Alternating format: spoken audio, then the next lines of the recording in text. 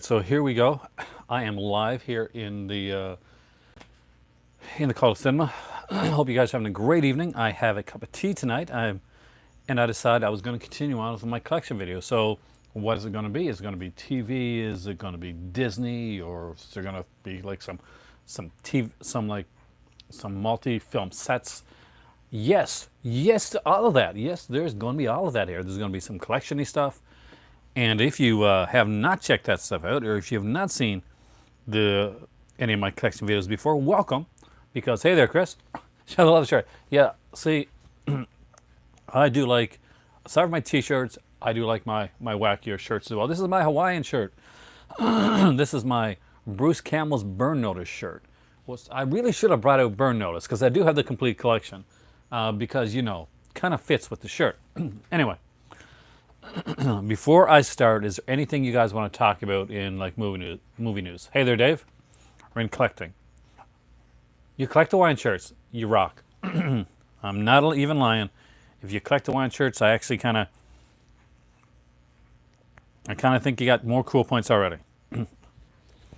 So I got one thing today, and it completes the collection. It's one of those moments that you get as a collector where you're like, just get that like really kind of gooey, happy feeling inside. I won't stay on it too long because not a lot of you guys collect or watch. Sorry, I got a bit of a throat there. Yeah, I got a throat. Yeah, you can tell. But I got something in the mail today, and it completes. Hey there, Christian. How do people in the U.S. order overseas? Well, you can order from the. You can still order overseas. Try from the website itself, or hey, Amy, you might like this. It's kind of, sort of. There's a slant there for the like an Asian type slant. It is Morphin Time. The last set that I need in my collection, and it is true. So it is seasons 8 to 12.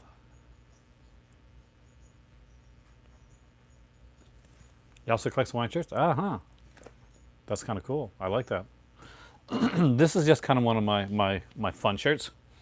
And for those that don't know, this is a pretty big set in the series. Actually, they put out 4 of these, the mega sets. Don't worry, we're getting to other stuff as well. This is the original Power Rangers. Shout Factory used to have the rights to these, and we thought we were going to get more. And they put out these and the Japanese equivalents, which AMU would like. Hey there, Kay. Which were called, of course, the Super Sentai series, which this was based on. Now, there are some neat things about this set here. In particular, this is the largest of all of the sets. It has 26 discs. The only thing that came even close to it was 22. So this is the largest of the sets.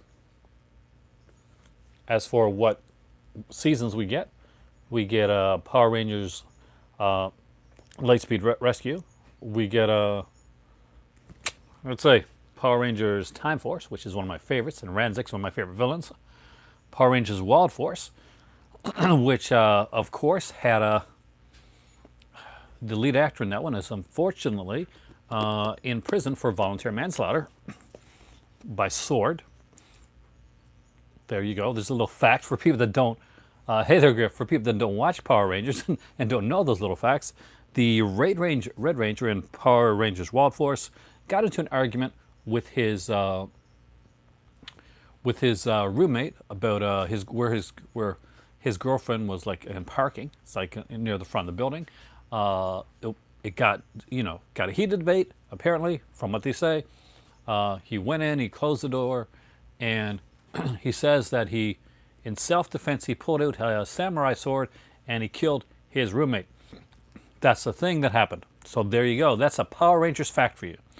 There is also Ninja Storm and Dino Thunder. And I really, really like the bonus disc on here because it has Ranger Tales and it deals with something else that I really like, which is a Ranger talk. And what does that mean? Well, if you've ever seen Power Rangers, if you've ever seen any of these type of shows, then a lot of the footage is from Japanese, so like from Japanese shows.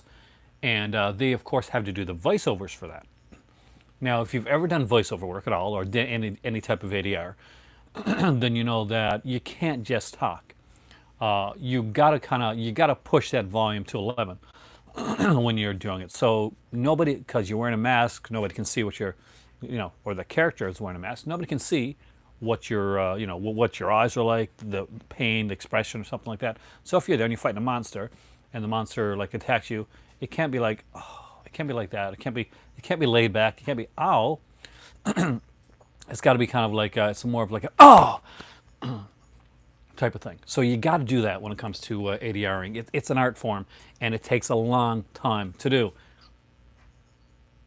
When did they stop? Good question, Vince. When did they stop being the Mighty Morphin? Well, the Mighty Morphin era is the original era, and actually, probably, want to be honest with you, it's probably the least in the quality of the series. But they ran Mighty Morphin for 3 seasons, and then they changed it to Turbo, and eventually Turbo sucked, so they changed it to Zeo, and they kind of ended it off with Power Rangers in Space.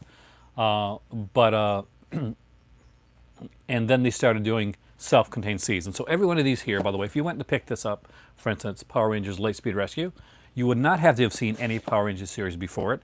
Even though this is season 8, you would not have to see any of the previous seasons.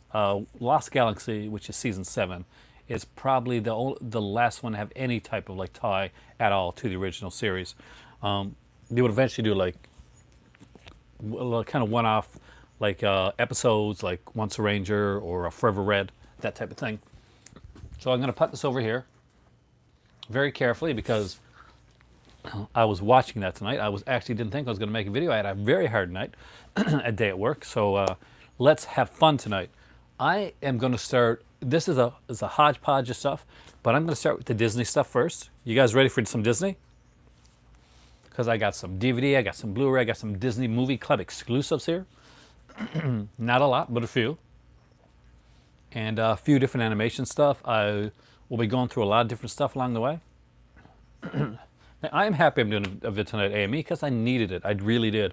I literally got off work. I was so stressed out that I went upstairs and I turned on the Power Rangers, the bonus features video, and I passed out. I had a very stressful day. So let's have fun tonight, and let's get wild. Wild Force. Okay, so let's start with some Disney exclusives. Thank you, Dave. Yes, definitely get the definitely hit the like button, especially if you're a Power Rangers fan, because you get cool points from me for that. Or even if you like Takatsu at all, like Ultraman, Super Sentai, Kamen Rider, Metal Heroes, any of that type of stuff. Or if you like Disney. Or if you're worried that Disney is going to be your ultimate overlord one of these days.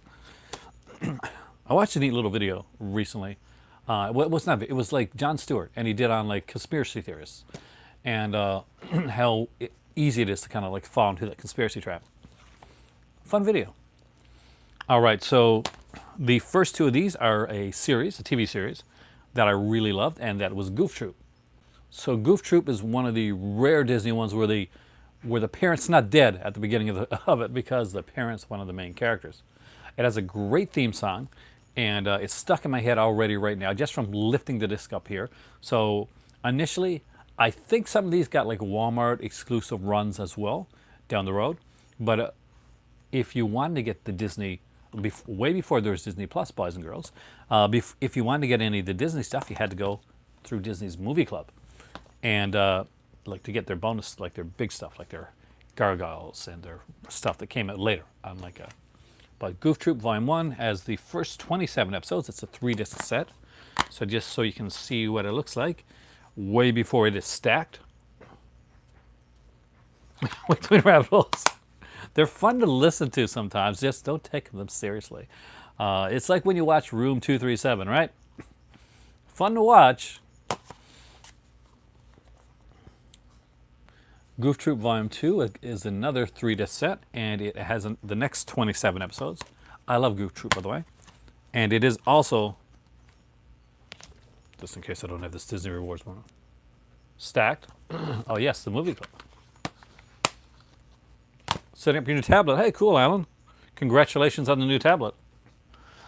All right, and the rest here, well, there's a couple animated ones and a non-animated one as well. So let's start off with one of my favorites, and definitely, when did this one come out? I'm going to say from my youth, but it's probably like after I was grown. It was definitely for sure after I was grown. But I used to love this series. They haven't really? Oh, that's a shame because they really did some really good like exclusives. I'm guessing it's because they're pushing their Disney Plus though, right? That's the reason. We'll see that eventually. Just wait. DuckTales the movie, Treasure of the Lost Lamp. I love DuckTales. I have the first 3 volumes on DVD, and I really love the series. And as you can see, the Disney exclusives, they have these kind of gold type coloring to them. I love that. So DuckTales. I was going to try to do a Scrooge McDuck impression, but I realized that's not in my wheelhouse. So let's not make you suffer like that. But DuckTales the movie, Treasure of the Lost Lamp. I followed up with Doug's first movie. I was a fan of Doug, and that's of course is Patty Mayonnaise there.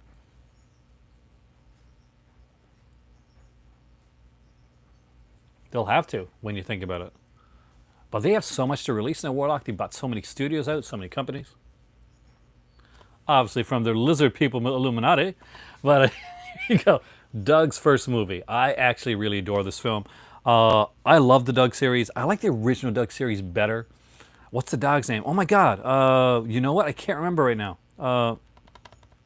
I'm peeking. I'm looking on here to see if the dog's name is mentioned so that I can like pretend that I just remembered it. But it would be a lie. It will be totally untrue. Hey there, Kira Glover. But I do not remember the dog's name right now, which is shameful because I am a Doug fan. So I lose Doug fan credo points for that. I do like the original Doug more than the Disney era Doug. There is a difference. And I'm sure one of these days I'll make a video. Is it pork chop? Thank you. I'll make a video on that. I think a lot of people are jumping on the streaming service stuff. Like I'm not talking about like people. I'm talking about like companies and that. And here's the thing. There's so many coming out that, in my opinion, some of these are going to fail and fail big. And the physical media portion of it is going to be kind of like their fail-safe. So I don't think physical media is going to go anywhere soon. I think it is going to be like, yeah, kind of like cable. It's going to be something that that is kind of a fallback, but it's going to stick right now in like more boutique labels and more genre stuff, niche stuff with catalog titles coming out for less expensive, and coming out in 4K as a way to get people to rebuy catalog titles. All right, there is one more. Disadvantages of streaming: picture quality, sound quality, movies disappearing, movies that can be censored. You want your conspiracy stuff. Movies can get censored. You lose like aspects of the film. You lose some of the music rights. You lose some of the music. Some people can say, okay, I don't like this film anymore. It doesn't work for me, and they take it off the service.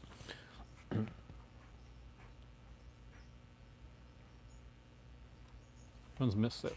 Oh, yeah, the Al Amson set was amazing.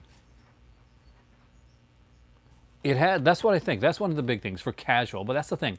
That's the casual market. The collector market is still strong in force, and we've seen that recently. Severin, which is a smaller company, their website like crashed. Am I a fan of the Spawn film? Not so much. I'll be honest with you. I love Spawn. I was a big reader of the comic books. I was in college when the Image Revolution happened, and I was actually getting back into comics at that time. And Spawn was one of my favorites, especially when Todd McFarlane realized, I can't exactly keep up with a really good schedule. So what I'm going to do is I'm going to farm out the next few issues of Spawn to like big creators. And there were some great ones like Alan Moore, and there was some okay ones with Dave Sim, but a bunch of other stuff. Yeah, that's the thing. Websites can have sale. Like I've had some hate for doing my Severin video that I did during the sale because the site had crashing, and you'd be surprised how many people like kind of were like, well, I can't believe you talked about the severance sale because obviously, you know, you had previous knowledge that this was going to crash, and yeah, okay. That's the thing. That's the thing that happened to me during the whole thing. I actually was very excited. I have like 18 titles coming from that sale. For people that are asking where some of the stuff is, the sale stuff, I actually emailed Severin today just to find out, and it looks like the end date for getting everything out for the sale is August the 13th. I wasn't aware of that, but I'm going to guess that my stuff is going to be coming August the 13th. You would think I caused it, Warlock, from some of the responses. You think I caused it. So this is the Legend of Lobo. I actually love these kind of like these animal films. Hopefully he was treated well. You never know with these films. But story by Rex Allen, based on Ernest Thompson set on. You know why I'm saying this? Because I don't remember this film very well. I'm actually pretending to remember this film. I remember that I liked it back in the day. That's during the Criterion sale. It happens, man. Like sales happen, crashes happen. People got to get over that aspect of it. I mean, you and the duck. But I liked movies like that. I liked Old Yeller. I cried to Old Yeller. Did you guys cry to Old Yeller? I did. It was one of those movies that like just got under my skin, and it made me very, very sad. Okay, let's get into some of this Disney stuff. Now, I have heard that certain Disney editions, and whether they're, I'm not sure, platinum or gold or some of them, kind of went out of print pretty quickly. I don't think any of these did. I don't think I have any special editions that are like long out of print or that type of thing. Disney does that whole thing. We got like gold and platinum and diamond and like a bunch of different editions. And some go out of print and then others become more valuable because of that. I can't keep up with that stuff. It's just kind of crazy to try and keep up with. So here is one of I like the character, and I like this movie. Actually, I like this movie a lot. And this is the Many Adventures of Winnie the Pooh.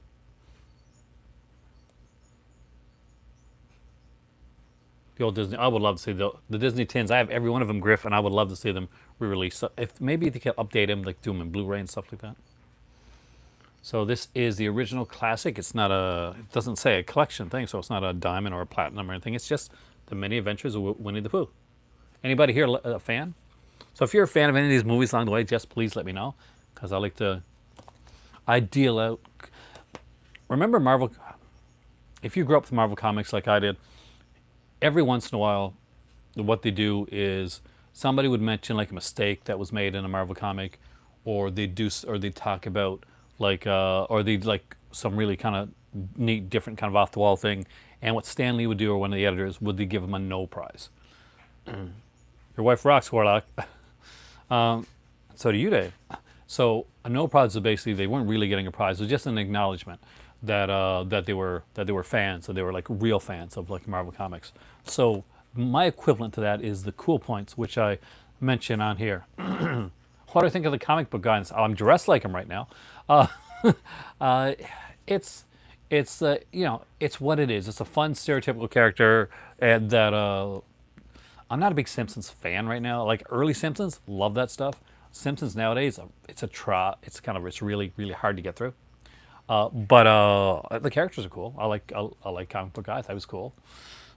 Well, not cool, but obviously it's not supposed to be. So, Man Adventure Winnie the Pooh. Next up is a Diamond Edition, and this is actually a classic. I'll often get asked if I'm going to upgrade any of these to 4K. Probably not, actually. But not unless I can find like some good sets, like at a good price. But Aladdin.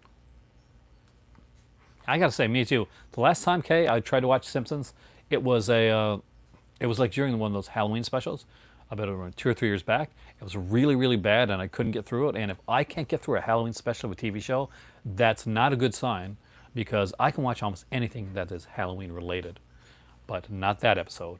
Nope. I don't even remember what it's about, to be honest with you. That's how bad it was. See, I don't agree. I mean, like Trios horror stuff early on was good, but the stuff in the last few years, I really can't get through it. The live action one, it's a movie. I'm not really like big on it, but okay. I'm sure maybe it's good. Maybe it's good. I prefer Robin Williams, but Will Smith, he's a good actor. The Jungle Book, this is one I like actually. The Bare Necessities, fantastic little song. This is the Diamond Edition, which I would not know between the difference between the Diamond Edition and the Platinum Edition. Disney's milking it. When it comes to those live action movies, oh my God, yes. Please stop, Disney. Please stop making live action films out of all your films. And please stop making creepy, realistic CGI animated films like The Lion King. Because that just looks eerie. That just freaks me out. I don't want to be watching Disney Plus and like have a Lion King thing come up like when I wake up in the middle of the night and then I'm having nightmares. Okay, so this is the 70th anniversary edition. Do not watch. Oh, they're not going to stop. I know. I'm speaking to the wind when I asked Disney to do this. Do not watch the live action edition of this film because it sucks. And it's definitely marketing, man. Like Platinum versus Diamond. Some are actually more valuable than others, though. There are a couple sites that'll actually tell you like which ones are which. This is Dumbo. This is a good film. It is one of their better animated films. It is so well done. It has some great animated sequences, like the pink elephant sequence where Dumbo gets drunk, and in the live action one they're like, don't give the baby elephant any booze, and you're like, and so they try to like wedge in a pink elephant sequence later on, and that's not good. It's not well done. Tim Burton, you disappointed me. All right, this is Peter Pan, the Diamond Collection. I'm a fan of Peter Pan. That rhymes. And then we have Cinderella, the Diamond Collection. I actually saw this movie in theater. Obviously not when it came out, but they re-release these movies in theaters all the time. I do like these collections here because you have like 3 discs and stuff. They have like the digital copy, the DVD, and the Blu-ray. I don't know. The digital copies are probably like gone out of date because I never really looked at them. All right, let's go. By the way, I don't only have Disney here tonight, so if you're thinking, oh no, it's only Disney and you're not a Disney fan, keep watching because there's more stuff. There's twists and turns. It's like a thriller, suspense thing. The Aristocats. This here, see this movie? This movie right here?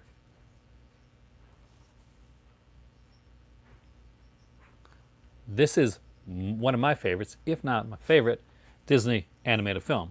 Obviously, you guys know I'm a cat lover. I have cats, which I spend a lot of time with because they are rock stars. But this is really good. This is a really good one. There is some great music in here. One of my favorite soundtracks, like for Disney, is the Aristocats. I like Thomas O'Malley the Alley Cat. That's the closest you're ever going to get to me singing anything. You love the Aristocats? Dave, you've earned cool points. And I am not even lying. Cool points. If you like this movie, you are cool in my book. Because the Aristocats is amazing. Fantasia and Alice in Wonderland. Well, those are 2 classics. And definitely cool for those, man. An actual good live-action Disney film. Do I like Don Bluth films? I like a lot of Don Bluth films, SJ. Secret of Nim I love. I love Secret of Nim. Don Bluth is an amazing animator, and he's done a lot of really good stuff. I would like to see him kind of like he's still around, right? Because I'm pretty sure he is. I like to see him have a bit of a resurgence. Some of the later stuff wasn't so good, but Secret of Nim was really good. I actually really loved that film. The early Don Bluth stuff was amazing. He was really taken. All right. Hello, Warlock's wife. Welcome to the cult of cinema. Actually, I like Oliver and Company. See, Oliver and Company has Billy Joel. And see, there's this problematic area in Disney, where like in the 80s, where they did films that they didn't really the animated films didn't really catch on fire. And there's other companies like the Don Bluth Company and stuff that were coming up against them at the time. But I really liked Oliver and Company. This whole "Why Should I Worry" song.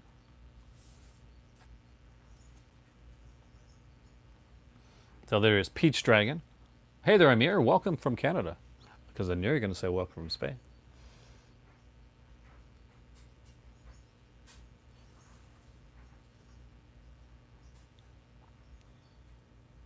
think Luck the Irish. I don't know actually. I'm trying to remember which one Luck the Irish is.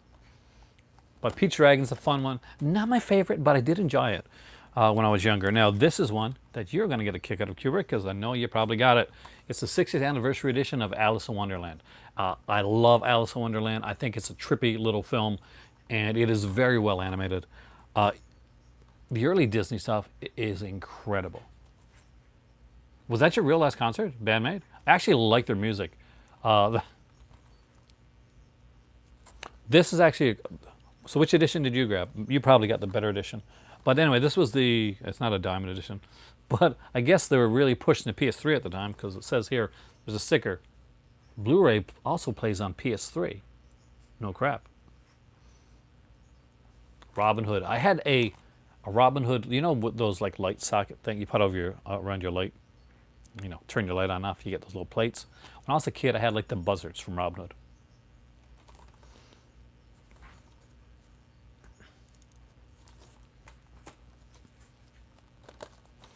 All right, Sleeping Beauty. Again, this one is the Diamond Edition. Disney was experimenting with different types of animation. There's which is really like relevant, and like you can see it in Sleeping Beauty. I actually love Sleeping Beauty. I love the dragon sequence at the end of it. It's actually pretty cool. And there's some neat little like features on here. Disney stuff doesn't have as many features as you would think they would have, though, considering like the releases that they put out. You see like sometimes some some cinematics or something from the Disney theme park. You get like every once in a while you get like a music video or something. I would love to see some of these Disney stuff done with like some good commentaries, some big long commentaries. Get like a Leonard Maltin or someone and do like an actual full-length commentary on something like this, or maybe Jerry Beck, someone like that. All right, so next up is the Diamond Edition of one of my. I actually love this, and you know what? I actually do not mind the live-action version of this. This is one live-action. Disney wasn't too bad. So this is 101 Dalmatians. This is the cartoon edition, of course, and I do like this. Glenn Close was incredible in the live-action remake. One of the very few times that worked. I actually used to like the cartoon. They made like a cartoon. It wasn't like the greatest animation, but they made like a 101 Dalmatians like cartoon TV series, and I watched that. I'm a big like, you know, as much as I talk about my horror and stuff like that, I do watch a lot of anime. I just showed you Power Rangers. I watch a lot of this stuff. All right, this is the 2-disc Platinum Edition. This one apparently is probably like rarer than the other ones. This is Pinocchio, the 7th anniversary. And yeah, probably some of the best animation that they ever did was in Pinocchio. And some of the scariest sequences that you're going to see in a film is in Pinocchio. There's a sequence in this one here. Yeah, I know it's their kind of like way to create artificial demand. But it worked, man. It really worked for them. Like VHS worked from like crazy. Like for a while, now we're buying those VHS for like 50 cents and 25 cents at like your local like dollar, like whatever, your thrift stores. But back in the day, man, we were paying like 25, 30 bucks easy, like normal, just to get those Disney VHS, and even more for some of the rare ones. That's actually a neat idea. That's a cool coffee table book, man. You should read that. But this is a favorite of mine. The actual, like the donkey sequence, the training to the donkey sequence, freaked me out. It's a freaky sequence. It's kind of scary, and I'm not gonna lie, it freaked me out as a kid. Don't worry, there's more Disney coming up, so Warlock, your wife is gonna be pleased. Because it's one of the rare times that I'm gonna be showing movies and not gonna be like in a way that that's gonna make you buy something. Well, maybe it will if you're like a real big Disney fan. So I'm just gonna hop this back right here. Ooh, I didn't see these two.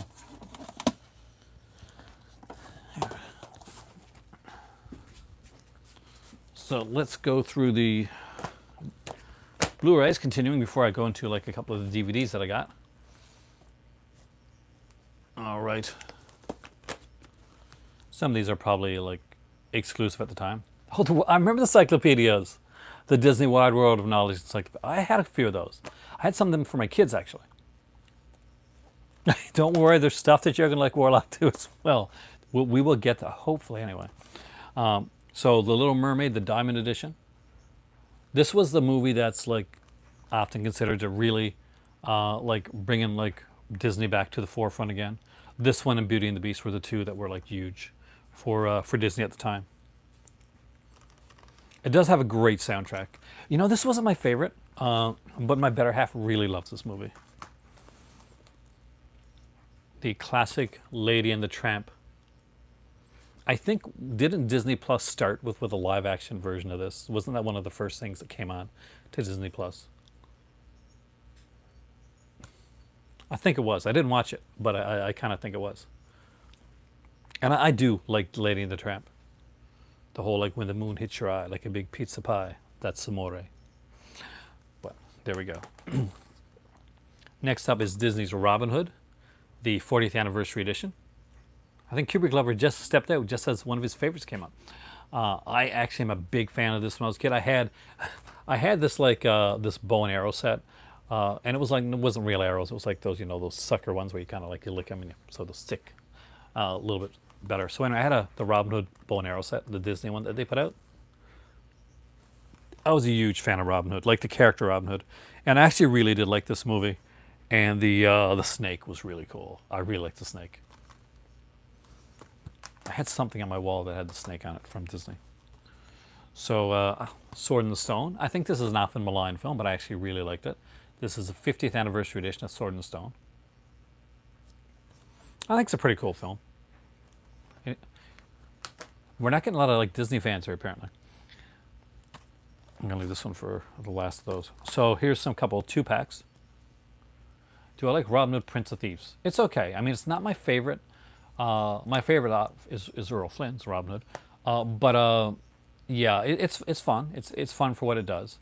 I can probably do without hearing anything I do it for you ever again. But that was played a lot during that time period. I remember, and I'm Canadian, and that's Bryan Adams, so I should have a bit of pride. But honestly, please, Bryan Adams, like no more of those songs that we're going to just go through our heads and be like earworms. The Rescuers, the 35th anniversary edition, and included with it is The Rescuers Down Under. This is a Blu-ray release. The BBC Robin Hood was an amazing series. They started out with Michael Praed, and then they went into Jason Connery, if that's the one you're thinking of too.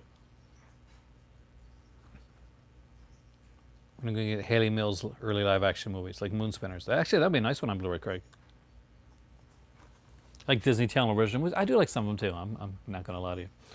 So I am a big fan of The Rescuers Down Under. I think it is better than The Rescuers. The Rescuers is cool, but the sequel this time is better. And if anybody likes ever watch soap operas, then the sequel of The Rescuers Down Under as Tristan Rogers, who is Robert Scorpio on General Hospital. Because I know that stuff, because I know soaps, because I almost acted in soaps. So this is the Emperor's New Groove and Kronk's New Groove double feature. My better half's a really big fan of the Emperor's New Groove. I actually like the TV series. I did show Little Mermaid. I showed Little Mermaid and I showed Robin Hood too.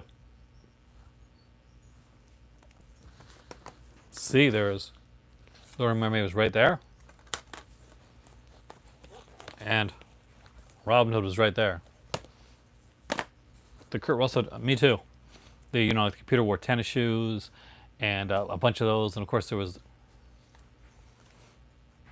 But this is one you're gonna like, Kubrick. I'm pretty sure you're gonna love this one. I'm actually stoked that I got this one. I don't know if this one's still available. If it is, it's definitely one to pick up. This is Fantasia 2000, the 2-movie collection, the 4-disc set that they put out. It is pretty incredible. I love like classical music. I actually like opera as well. Fun fact. And Fantasia and Fantasia 2000 is a great introduction to like some of those some of the more classical music. But it is great. I do love this. There is 2 Blu-rays and 2 DVDs, so you're gonna get both the films. And I'm sure you got this one. Because this is cool. And if you ever get a chance to get this on blue, this is definitely worth getting on blue. So we got a couple more here, including like the more recent one, which is Frozen. And I love Frozen. I know you're gonna, and actually, you know what? I do like the song Let It Go. Sue me. Okay, now we have one more and a couple Studio Ghiblis as well. And then I got some like DVD ones here. Where did I get the Fantasia set at? I actually got this when it initially came out at Future Shop, which is no more, as you know. Future Shop had a bunch of Disneys, had a whole end cap of them. And Fantasia was one of like my favorites growing up. So I grabbed that one right away. So it's been a few years since I picked this one. What year did this one come out anyway? I'm actually kind of curious right now. But I can't see it, so we'll just say... Oh, there we go. No, we don't. I don't know.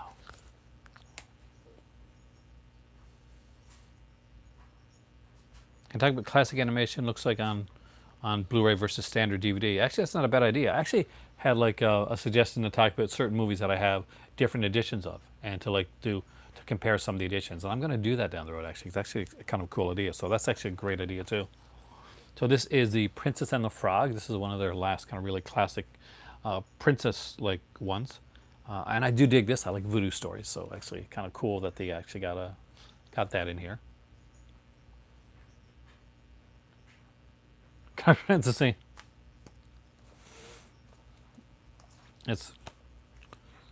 Let's find her name on here.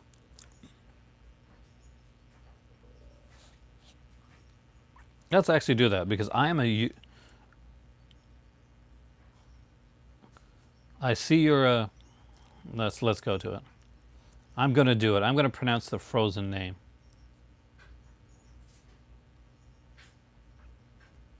Oh, Idina Menzel. For those that are unaware, being a theater person and somebody that was going to go into acting, I actually do keep up with like musicals and stuff like that. So I do recall him butchering her name badly. So I'm a huge fan of Idina Menzel. It's like her work on Wicked. She actually acted in the TV series Glee. She played Aaliyah, like her mom. But and of course she's in Frozen. She's the singing voice of this character here. She does Let It Go, and she does it amazingly. So needless to say, I've watched the Hamilton musical that came on Disney Plus a few times.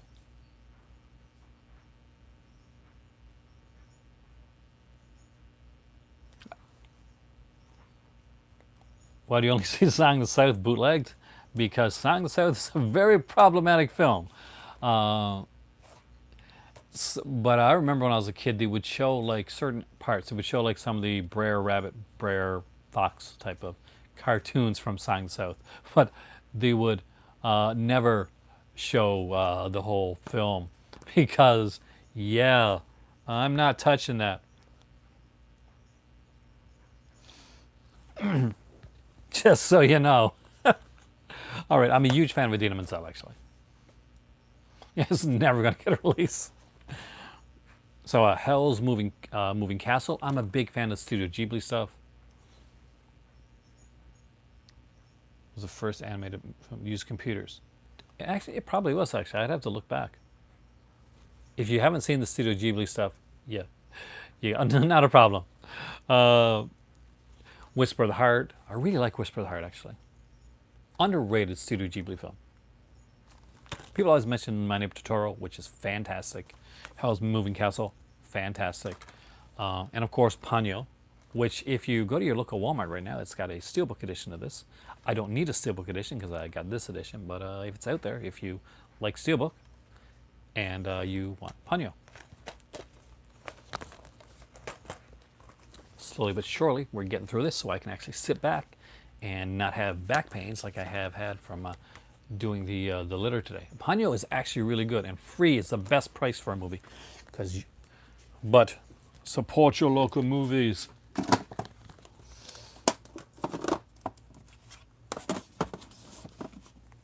You're not out of the Disney wheelhouse yet. I know you're thinking.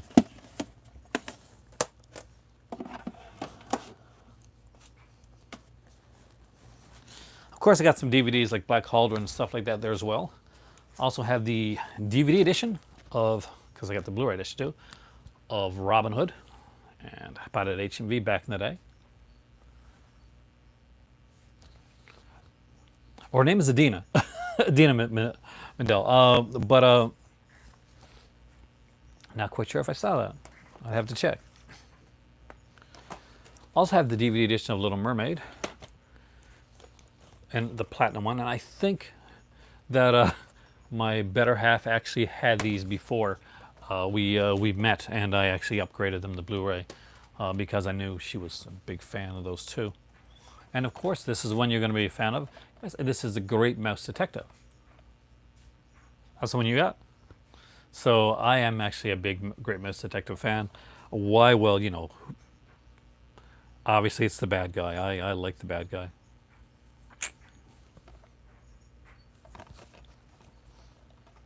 That's a Ratigan, right? It's kind of like the Moriarty of this. Oh, there's a couple others. Oh, I didn't even see these Blu-rays. All right, so there is Enchanted, which is the kind of the first kind of really like live action kind of Disney kind of being meta and making fun of themselves type of thing. There is Narnia, The Voyage of the Dawn Treader, 3D. I honestly, I don't think I've even watched this.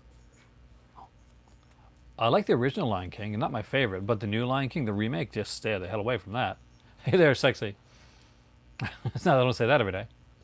Mickey's Christmas is amazing. It's one of my favorites. Mickey's Christmas Carol, and of course, I like the other one as well. Enchanted is a good film. It's underrated. And the next two I got at a flea market, brand new, because apparently, according to the guy, these were totally legit. They weren't stolen. There was just a truck that had some extra stuff on it, and he brought it to the flea market. He had various copies of these. So there is Up, which I do kind of dig. The opening of Up is extremely sad. It kind of makes me cry. I'm not gonna lie. It does. And there is Monsters Incorporated. These are the big like collector's editions of these. Like there's 3D editions of both these films right here. They got the lenticular covers. Kind of cool. I like it. Got it for less than $5. Not a bad deal for those. Brand new. So let's bring out the other DVD that I have. So this is right here. This is Ichabod and Mr. Toad. The Adventures of Ichabod and Mr. Toad. So if you like Sleepy Hollow, and here is a little fact. When I was younger, I'm a subscribed to the Horror Pack. Actually, I'm not. I mean, I would like to have some exclusives, Chris. But the thing is that a lot of stuff that they put out, I've already got in my collection, and where they're from Canada, they still charge like United States prices, which kind of baffles me. And a lot of the stuff that they put out, I kind of already have like editions of, or they'll put out the edition of like of a film, and then they'll like a Scream Factory edition of it too. Oh, I did. I like the Jeff Goldblum one. I wish I had it actually. You get them both, dude. Warlock's got the money. Warlock's got the money. He's the. Anyway, so this is an exclusive to the Disney Movie Club. This slipcase was exclusive. Oh yeah, they grew up on the Disney Channel stuff, but they grew up with different stuff, like at different ages. They obviously saw a lot of the live action stuff as well, so I know all the Hannah Montana, all the Sweet Life of Zach and Cody, followed by Sweet Life on Deck. See, I do know my Disney stuff, and I do know the Nick stuff as well. Normally this is the cover you see. This is what you're going to see if you get this one.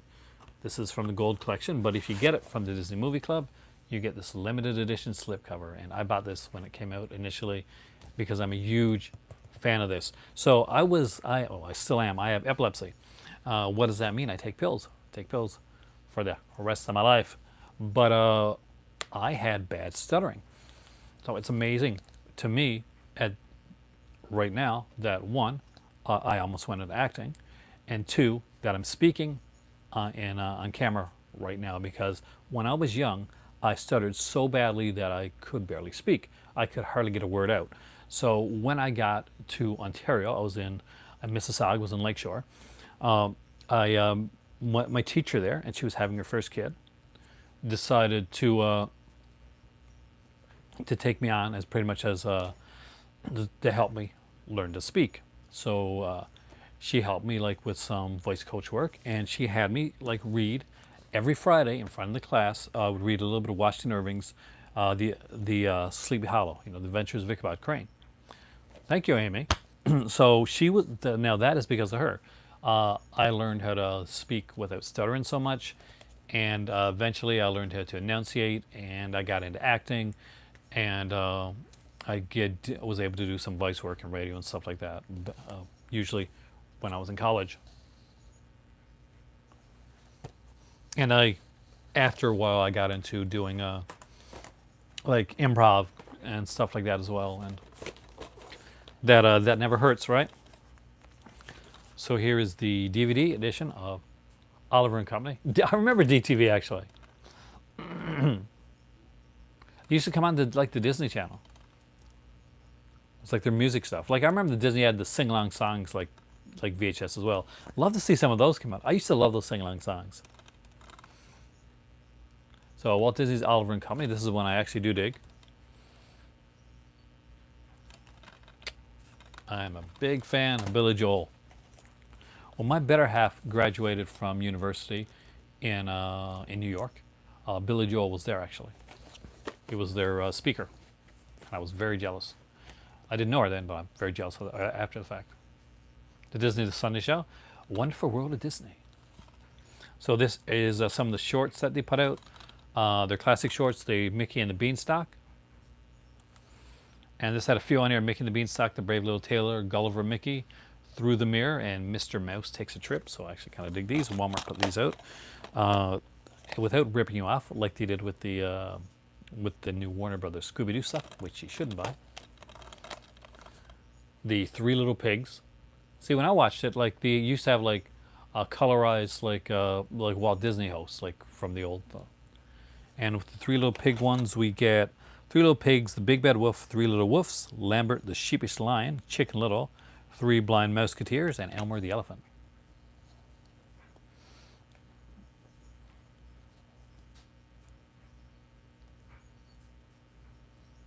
All right, so I got to close this up because it stopped again.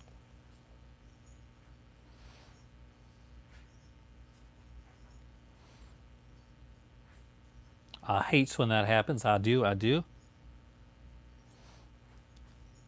But yeah, a little known fact. It actually took me a long time to learn how to speak. Because I had these people would tease me in class. So what would happen, basically, is this is how I started to fight when I was younger. Unfortunately, was there was these bullies that would get around me, and they would get me to curse, so that they could laugh at me at the time. Kids can be mean. The Prince and the Pauper has The Prince and the Pauper, The Pied Piper, Old King Cole, A Night for a Day, and Ye Olden Days. Oh yeah, for me, like honestly, like nowadays, I rarely even like registers on the radar, but it sticks with you. It does stick with you. All right, there's a couple of these like big box ones. I do love these. I wish I had more of these. I think I have one more, but I don't remember where it is. So this is first off the Swiss Family Robinson, and it is the big box 2-disc edition. We got there's now a commentary, like there's like a Adventures in the Making, Conversations with James MacArthur, Pirates, Lost Treasure, Swiss Family Treehouse. Like movies about bullying, check out Better Days. I haven't seen that. Yeah, I will check it out. And I do like these. I love the way these are. It's probably the thing was as I grew older, I was kind of like I didn't mind like bullies that much, but if I ever saw somebody else getting bullied, I was right in the bull. I didn't care about picking up for myself when I was younger, but if I ever saw a bully picking on somebody else, I was right in the face, which is probably the reason I don't like the whole troll culture as well, right? Anyway, so that went on from me to my oldest as well, Because one day, I was a very proud dad here. She was out playing, and there was a much older kid than her, and this older kid was going around, and he was like grabbing like the littler kids. He was taking their taking their shoes and just tossing them around. So eventually, Mimi got like super upset about seeing him do that, and he was kind of friends with this older kid as well. So she leapt on him and started wailing into him, and actually broke his glasses. And his mom came up later, and it was like, I guess you're going to pay for these glasses, then, aren't you? And I was like, I guess I'm not, but I think your son learned a valuable lesson today.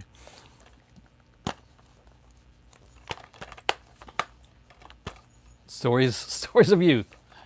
Okay, Parent Trap. I actually love this. Somebody mentioned Haley Mills and Moon Spinners. So this is the original Parent Trap. There, of course, there's been many versions of this done since then, and including having like a TV series as well. I like the Parent Trap, and this has both of the Mills, Haley Mills. No, is it Haley Mills? So her sister's not in this one. Oh yeah, I actually spoke about the giant big Bugs Bunny box set. I want that so bad. It's $79 in the U.S., $89 here in Canada. It comes with a Funko Pop. There are going to be 3 discs, 3 Blu-ray discs, and some of the cartoons on it are going to be ones that have never been released or at least remastered before. So it's going to be really interesting to see. So obviously there's going to be things on that haven't been in those 3 Blu-ray Platinum sets that came out. If it's animation and it's Looney Tunes, I keep up with it.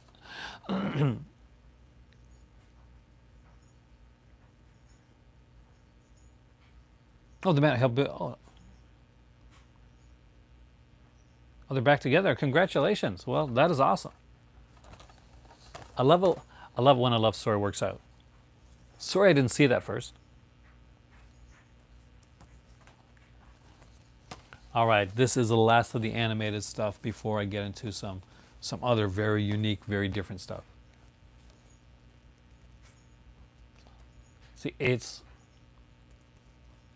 got to be harder for kids now. Like people always talk about, well, like kids have it so much easier now. No, you don't. Kids have it harder now, and because when I was a kid, and bullies, like there were bullies around, at the end of the day, I went home, and I read a book or went to play with some of my friends. Played football, soccer, that type of thing. But nowadays, like social media, everybody's connected all the time. So a kid can get bullied in school and go home and get bullied online as well.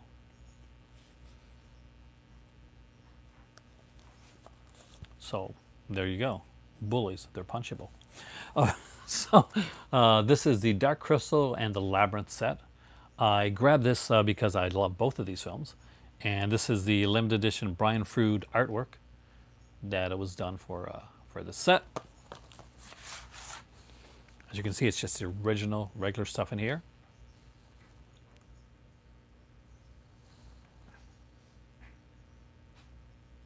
I love to say that they were, but there's still a lot going on.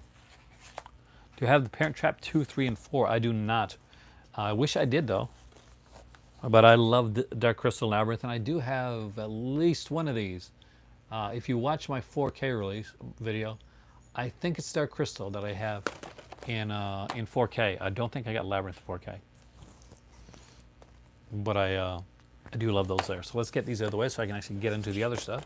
So for the people that were not a big fan of the Disney portion of this video, we're shifting to another gear. We're going to do some TV stuff next, and we're going to do some film stuff as well, including some classic stuff. I have not got to see all of that like Dark Crystal series. I hear it's really great though. Whoa, stay there. Now there's a reason I decided to do some of the stuff that I did tonight, to be completely honest with you. Because I just wanted to have a bit of fun and do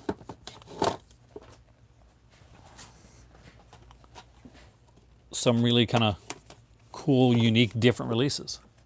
The one other Disney one that I will show you guys right now is this, and I love this. This is Celebrating Mickey. So Celebrating Mickey was a Blu-ray set that was put out a while back. It has 13 classic Mickey Mouse shorts on Blu-ray for the very first time. Stuff from just like Steamboat Willie, Brave Little Tailor, Pluto's Party, Get a Horse. I love, love, love this here set, and I got it from my better half for Christmas because she's a huge Disney fan and she loves Mickey. Bullies are punchable. You know, there's that of all the things I get remembered for, that's going to be it, right?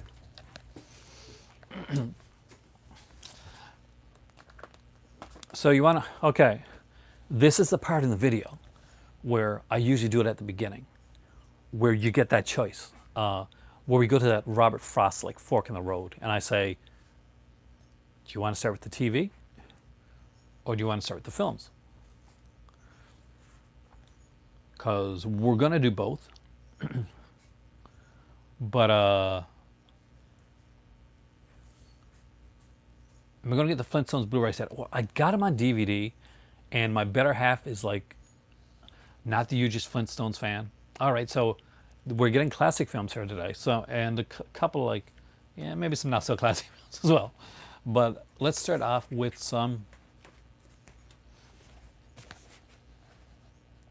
I got 2 for films, 1 for TV, so we're going to go with films starting out. But we'll don't worry.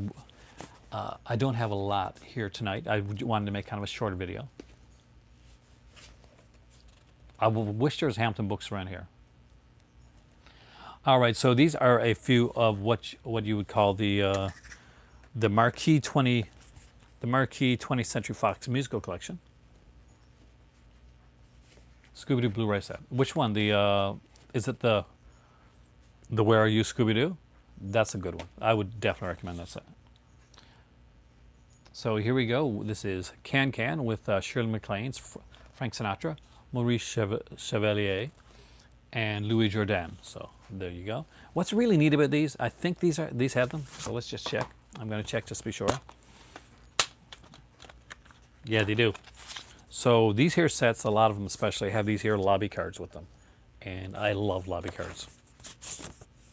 So if there's good old Frank himself.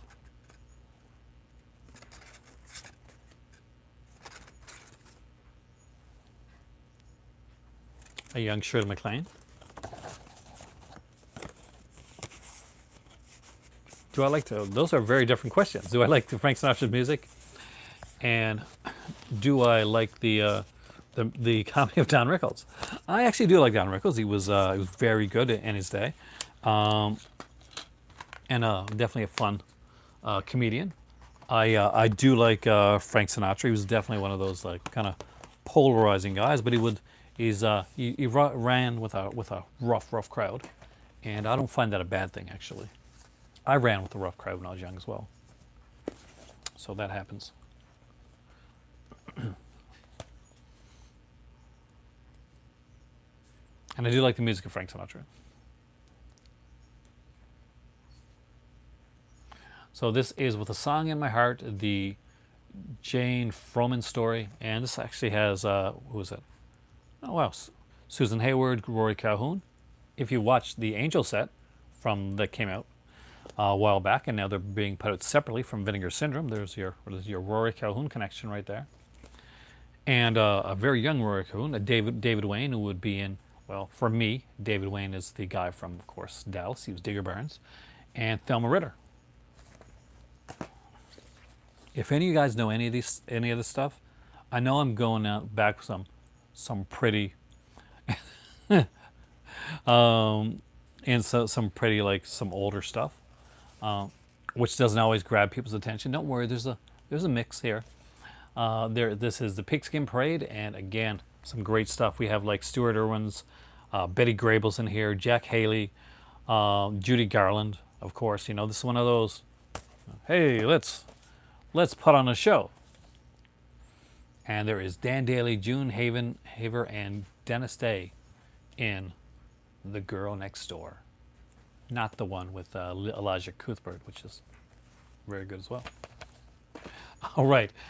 Now, we go from that right into their Cinema Classics collection, which I have a few of. a handful of.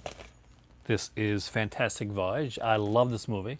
If you've never seen Fantastic Voyage, I definitely recommend it. It's a fun little film, and one that I'm surprised hasn't been remade like recently. It hasn't been remade recently, or even like made a sci-fi TV series out of it, because you can see that happen either way. All right, next up is Daryl F. Zanag's Island in the Sun, with James Mason, Joan Fontaine, and Dorothy Dandridge, actually. I was a huge Dorothy Dandridge fan. And the neat thing about this one is, if you are a huge Dorothy Dandridge fan, there is a biography of her on here. So if you like the series biography, they would often, like, for some, they would put, like, to pick an actor and put a biography on there. So the A&E's biography of Dorothy Dandridge is right here on this. She was definitely like a trailblazing actress. Have I seen Fahrenheit 451, the one directed by Francis Truffaut? Yes, actually I have. And I did like it. Not perfect. It's decent for the source material. But I think they did a decent job with it. A favorite of mine when I was younger, with a ton of actors in it, including Fred Allen, Anne Baxter, Farley Granger, Charles Laughton, Marilyn Monroe. Yep, Marilyn Monroe. Dale Robertson, Richard Widmark, and David Wayne again. And that is, hey, Cake, you have a great evening there, man. Yeah. Is O. Henry's Full House. I'm losing some viewers because I'm putting some older stuff in here. I think that's what it is. Don't worry, there'll be like more like sci-fi and horror stuff in the near future. It's just tonight I just wanted a laid-back video. Something kind of mellow. That wasn't meant for you, KK. Just I lost like 4 viewers at one time. Anna Karenina, Leo Tolstoy's classic, and I do have a great evening there, Cake. Do like this. Vivian Leigh, Ralph Richardson, fantastic actors. There's a Tolstoy featurette in here as well. So, and one with Joan Fontaine and Orson Welles, another classic book one. Thank you, Warlock. And that is Jane Eyre. So we got a couple more in the classic collection. Then we're going to get into some TV stuff, do some other stuff as well. And I'm not quite sure. I'm playing this by ear tonight, guys. Noir, I told you a cross between Peter Ustinov and some sexy actor. That's cool. I like that. Peter Ustinov rocks, man. He was a great. I used to love watching him in those Inspector. Oh my God! Don't tell me. Dave Chachet plays the character. My little gray cells. I was going to say Clouseau for some reason, because that's wrong, and very wrong. Hercule Poirot. There we go. Mine stopped for a second. If you finally caught me live, welcome, Sardis. Welcome to the Cult of Cinema. So everybody say welcome to Sardis here in the Cult of Cinema, because we do that when people come in new and catch the live video for the first time. We welcome them. You caught me in an odd night, but it'll be fun, trust me. I'm waiting for people to do the welcome before I go on. Just saying that, because there you go. Okay, so this is a Michael Powell set. The films of Michael Powell. Powell and Pressburger did a lot of films together, but this is Powell on his own. This is kind of relevant for tonight because, one of the actresses in one of these films had a birthday just recently, and her 75th birthday. If you want to see her young and super nude, then you're gonna like this set. So this Michael Powell set has 2 films on it. A Matter of Life and Death, Stairway to Heaven, is on disc 1. And that, of course, has Kim Hunter in it, and David Niven, and Age of Consent, which is, did Powell work on Thief? I think he did. I'd have to look, actually, though. And this one here has James Mason and a very, very young Helen Mirren, who, of course, just recently celebrated her birthday. So this is a very young Helen Mirren. You can obviously tell it's still Helen Mirren there. She, James Mason is he's an artist, and she poses nude for him, and so she's nude almost all throughout the film, actually. This is the director's cut of the film, so that's always cool. And they used to make these collector's choice editions that I really, really love. So if you like Powell and Pressburger, then Saracen, Age of Consent is like both these movies are fantastic. I go back to Age of Consent a lot. I watch that one quite a bit actually. In a very different like way, I got a couple of musicals, different musicals on here. Do I like Terrence Malick films? I do. I like Terrence Malick a lot. So I have both of these on Blu-ray in like big collector's editions, but I have some DVD editions for when I don't have my Blu-rays around because I listen to these musicals. And this is the Rocky Horror Picture Show in Shock Treatment, 3-disc anniversary edition. So for those who are unaware, and I'm sure there's nobody, but Rocky Horror Picture Show at not a sequel, not a prequel, but an equal. But really, it's a sequel. Called Shock Treatment.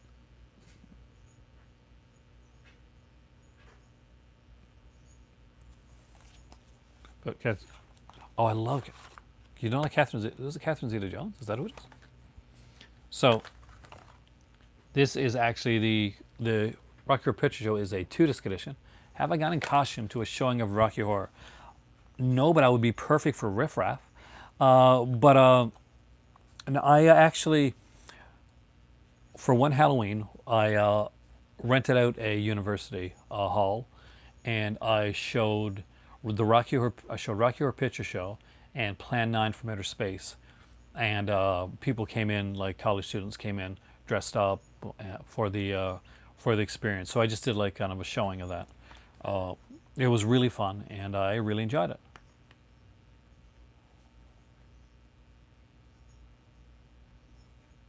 Did you really? That's a fun one to see like that. Did you? So I got to say this: do we have fans of Shock Treatment in here?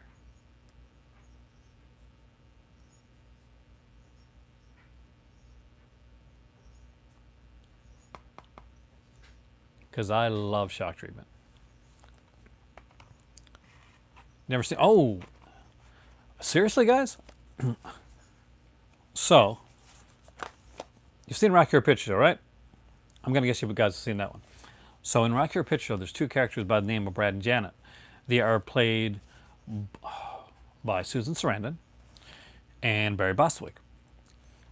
So in the sequel, Shock Treatment, they're brought back again. And this time they are played by Cliff DeYoung, who's a favorite actor of mine, and one of my favorite actresses, you guys know, Jessica Harper, who of course is in Phantom of the Paradise, which is another musical, and she was in Suspiria, and among many other films. But she plays Janet in this. Now, what I like about her version of Janet is, by this time Janet's gotten a lot tougher, and her voice, because Jessica Harper's got a really good voice and a really kind of like more like a huskier style voice. Oh, you got to see Rocky Horror Picture Show, Sasha. But Shock Treatment does a great job. It like pretty much like predicts the whole reality TV like mass hysteria thing back in 1981. So it's kind of ahead of its time that way. The song Shock Treatment is really good, and Cliff DeYoung actually plays a dual role in the film and does an amazing job. He actually has to sing a duet with himself at the end of the film, and it is really, really good. It's called Dual Duet, and I recommend you check it out. Maybe check it out on YouTube. Maybe it'll make you want to watch the movie. So this is again like this is another set that was put out, and again, there's 2 music legends, 2 separate stories. So this is the Buddy Holly story, starring Gary Busey. Yep, that is Gary Busey, and La Bamba, which I saw in theater, and I used to have the soundtrack too. Stars Lou Diamond Phillips. I think Isaiah Morales as the brother, though, really kind of takes this one. But again, I'm a big fan of both of these films. This is La Bamba right here. You saw both these in theater? Nice. And of course, this is the Buddy Holly story. I was too young to see this one in theater, actually. But what's really neat about this, and if I remember this correctly, and you can correct me if I'm wrong, but I'm pretty sure. Yeah, it is actually. So Gary Busey actually sings the Buddy Holly music in this one right here. So if This is how talented of a guy, like people make fun of Gary Busey now. This is how talented of a guy Gary Busey was. In the Buddy Holly story, not only does he play Buddy Holly, and it's a really good job of it, but he actually sings the music himself. So there's not like he's not mouthing the words to it.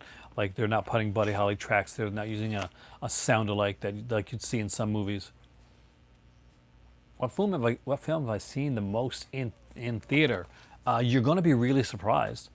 It's a Buddy Holly lot. Wow, musical. But it's not what you think. I was up in I was a teenager, and the movie Short Circuit was playing in the at our local theater. So I went to see Short Circuit, and then my cousin came up from down the coast, and she wanted to go see Short Circuit. So I went to see Short Circuit with her, and then another one of my cousins came came back into town, and he wanted to go see Short Circuit. So I saw Short Circuit with him, and then I think a week later I had a date, and I saw Short Circuit with them as well because my date wanted to see it, and I had a date with another girl 2 nights later, and she wanted to see, you guessed it, Short Circuit. So I've seen it many times. So that's the one I've probably seen most in theater because I think I saw it in theater a couple times after that with some group viewings and stuff like that. So yeah, not at all what you think, right? There's other movies I would have loved to have seen more in theater. I saw Star Wars a few times, like the original Star Wars, which is now called A New Hope, but originally was Star Wars. All right, so this is a Katharine Hepburn 100th anniversary collection. She was a beautiful lady, actually. And there are some neat films on here. On here we have Morning Glory, which was done way back in 1933. Without Love, which is one with her and Spencer Tracy, done in 1945. Dragon Seed, well, I actually really like that one, and that is done in 1944. Though that is like one of the harder ones, where basically she is playing, like it is 1944. She's playing like a Chinese woman back in 1944. So that was, nowadays it would be problematic, but you got to remember when it was being done. Undercurrent, which is 1946, where basically she plays, she's married to the psycho played by Robert Taylor.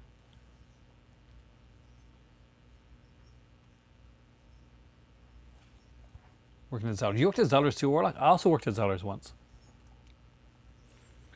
And also we have Sylvia Scarlett on here from 1936, directed by George Cukor. And again, she teams up with George Cukor in 1979 to do the movie The Corn is Green. It has some short subjects on here and some cartoons as well. So we'll just open it up to look on the inside. It is a 6-disc set. Oops, one is coming out. That's not a good thing. Never a good thing.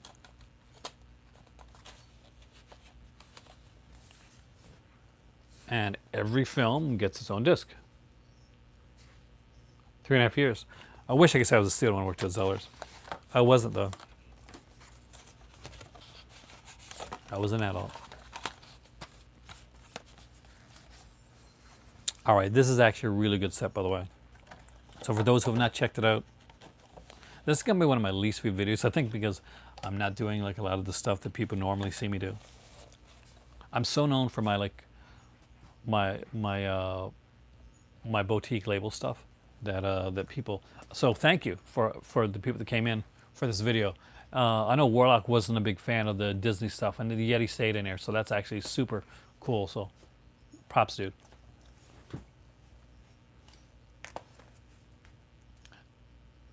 Now, Chris asked me if I was gonna do a video with back here. Thank you, Amy. I really appreciate that. The longest service student there. Oh, that is cool. If I would do like any of the Mill Creek or that type of stuff. So I just grabbed a few random editions because I do plan on doing a Mill Creek video down the road. Did I see Thunderbirds? The TV series or the movie? Because did you see me like show something that is going to be shown a little bit later? Because would that be the Thunderbirds reason you're asking that? I did see the movie. I was not a big fan of the film, the live action film, but I do like the Thunderbirds films and the TV show. So you'll get an answer on that one actually very soon. Do we have Labama the movie? You just got here, didn't you? Because I just showed it, literally, just like 2 minutes ago. So welcome. But all right, so this is the Mill Creek Bloodbath edition. I actually really like this one because it is different from the regular Mill Creek releases in that it doesn't have like most of the regular stuff that you would see on the other sets. Instead, this has some of the newer stuff. And when I say newer, I mean the 2000s. So on here, you got things like Angst, A Brush with Death, The Chambermaid with Fiona Horsey. I'm a big Fiona Horsey fan. Death on Demand, Demonic with Tom Savini, Hallowed with Rosalind Robertson, Harvest of Fear, The Haunting of Rebecca Verlaine, Red Riding Hood. Yep, the 2004 Red Riding Hood, one, Shadows of the Dead with Jonathan Flanagan, Twisted Sisters which is another Fiona Horsey film, and Uninvited, which is the earliest one, which is done in 1993. So there are some newer and different horror films on here. So I actually really dig this set. And for you people that like westerny stuff, all that good stuff, this is the Hopalong Cassidy. As you see, it's even unopened. Ultimate Collector's Edition with 35 classic Hopalong films. Hopalong Cassidy is unfortunately not as well known now as he used to be, but aside from being like a really good Western hero, Hopalong Cassidy is probably, for me, a guy that did marketing. Looks like the laundry's dry. Hopalong Cassidy is one of the greatest PR men of all time, and he really was really good at promoting himself. So if you're not a fan of Hopalong Cassidy, check him out. And check out the backstory on him because it's really good. Because he was like a ladies' man, and he kind of changed his ways a bit. So, for those that haven't picked these up yet, there's Blu-rays of every single one of these in this set that I'm going to show you right now. And this is the Girls, Guns, and G-Strings. See, this should have been my if I would have put this as my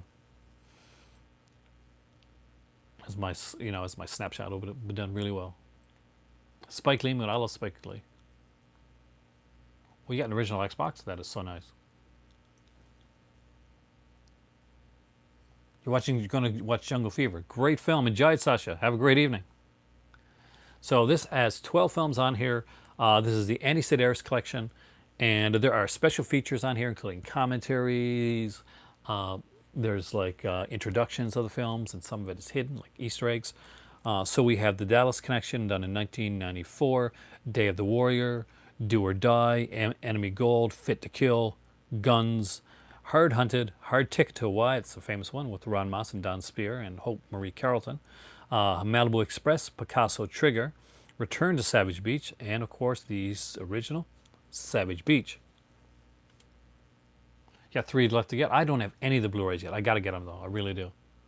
But I would never let go of this because it is so nice to have this set. And back in the day, these were hard to get. And I do like the fact that rather than just regularly stacking them, some people hated this, but I actually kind of dug this. They have them in these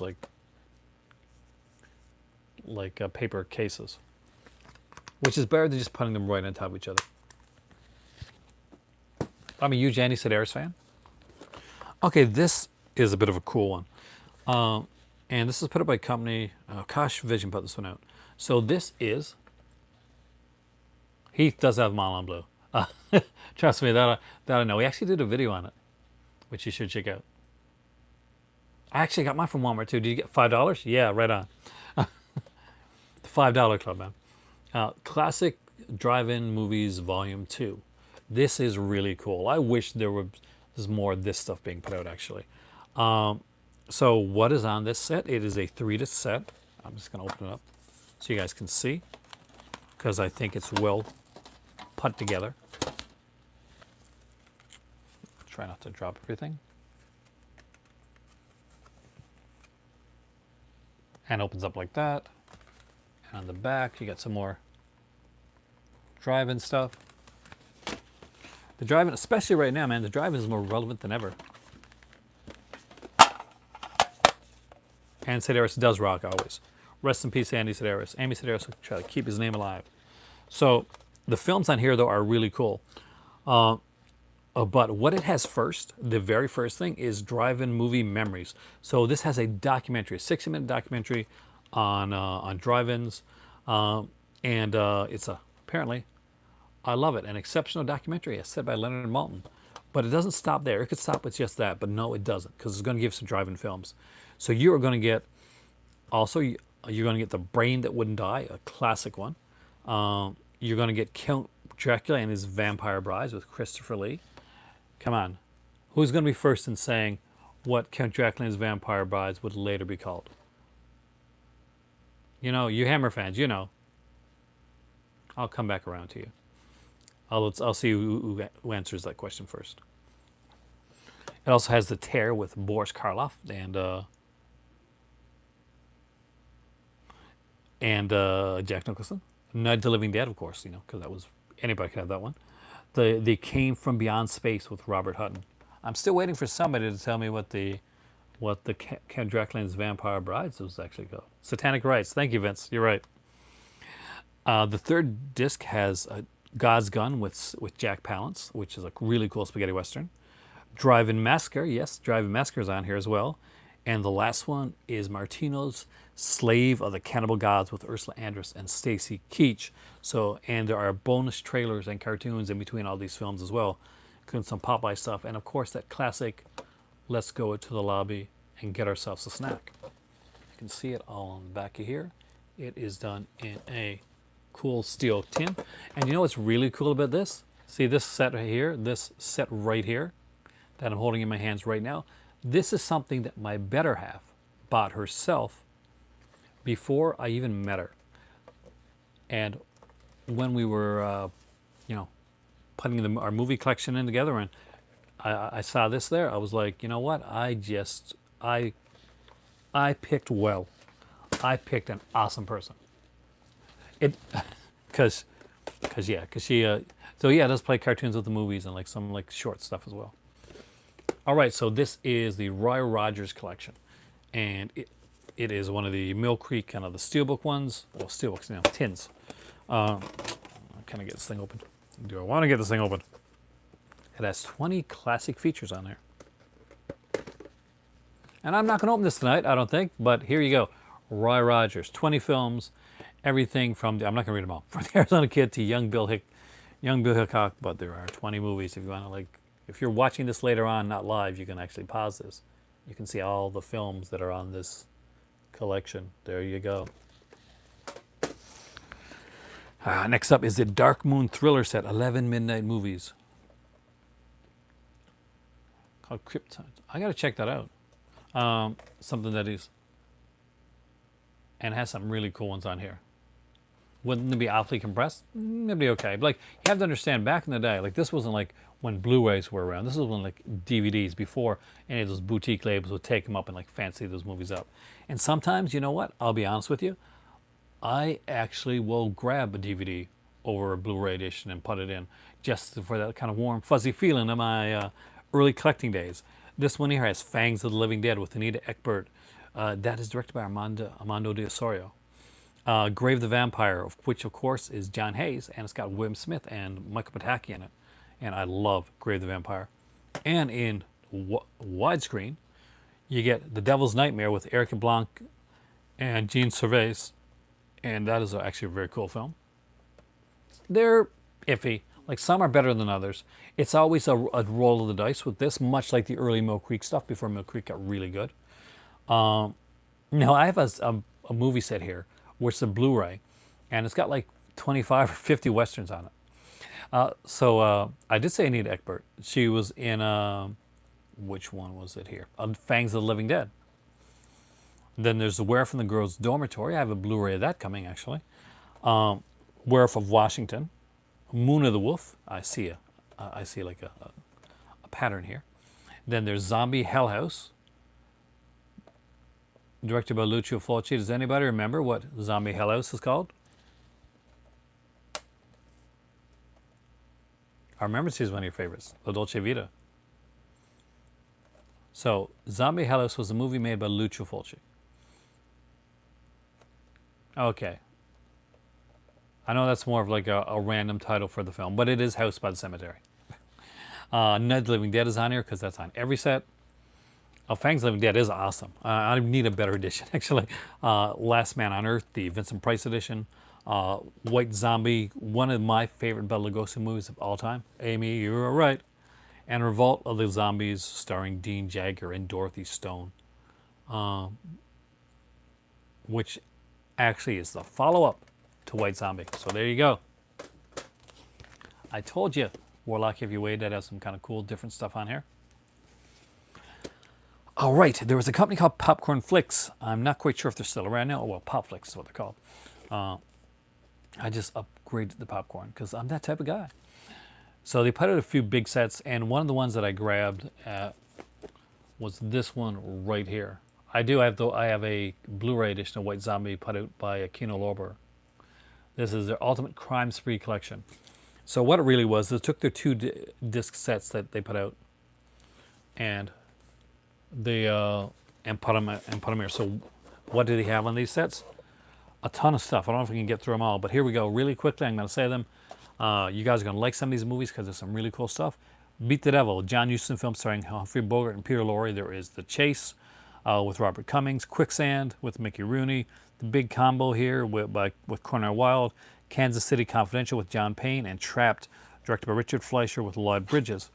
We also have Suddenly with Frank Sinatra, The Man with the Golden Arm, also with Frank Sinatra, Fear in the Night, starring DeForest Kelly and Paul Kelly, Detour, starring Tom Neal, Impact, starring Brian Dunleavy, The Amazing Mr. X with Turn Bay. We have Scarlet Street with Fritz Lang and, of course, starring Edward D. Robinson. The Red House here starring Edward D. Robinson. The Scar with Paul Honred. The Stranger, directed by Orson Welles and starring Edward D. Robinson and Orson Welles. Woman on the Run with Ann Sheridan. Great movie, by the way, and Arrow put out a great Blu-ray that one. Yep, that's that. DeForest Kelly, Bones from Star Trek.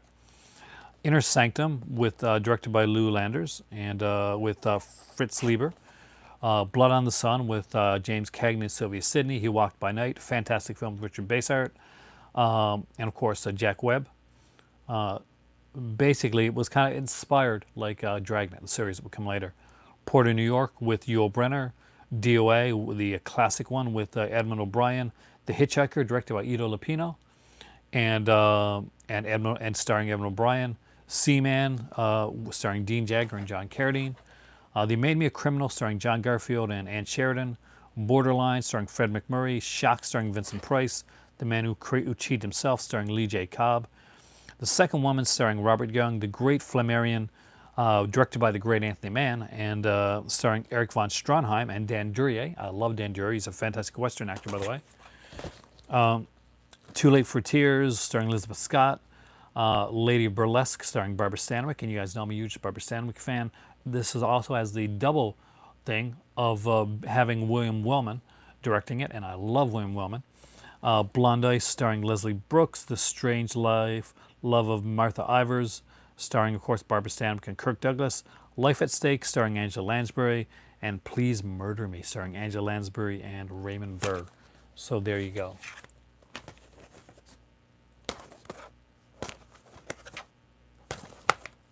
A lot of good watching, guys.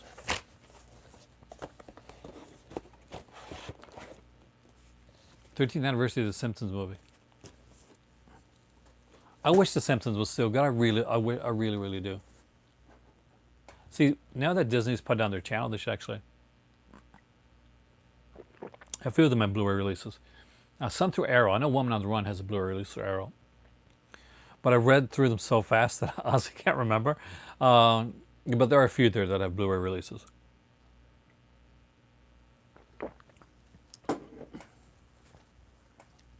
All right. Now it's on to the last of these sets before I get into the kind of what I consider the cool TV stuff. And that's some of my, and miscellaneous. So this is the Greatest Mystery Classics collection. So what this really is, it is 250 movie sets that Mill Creek put out. And they used to put them out in these long sets. You could buy them. It would be like gift sets type thing. So one of them is the Dark Crimes 12 disc collection. And the other one is the Classic Mystery collection. And I'm definitely not reading everything that's on here, but there's like a ton of like films on here. Some great, great stuff.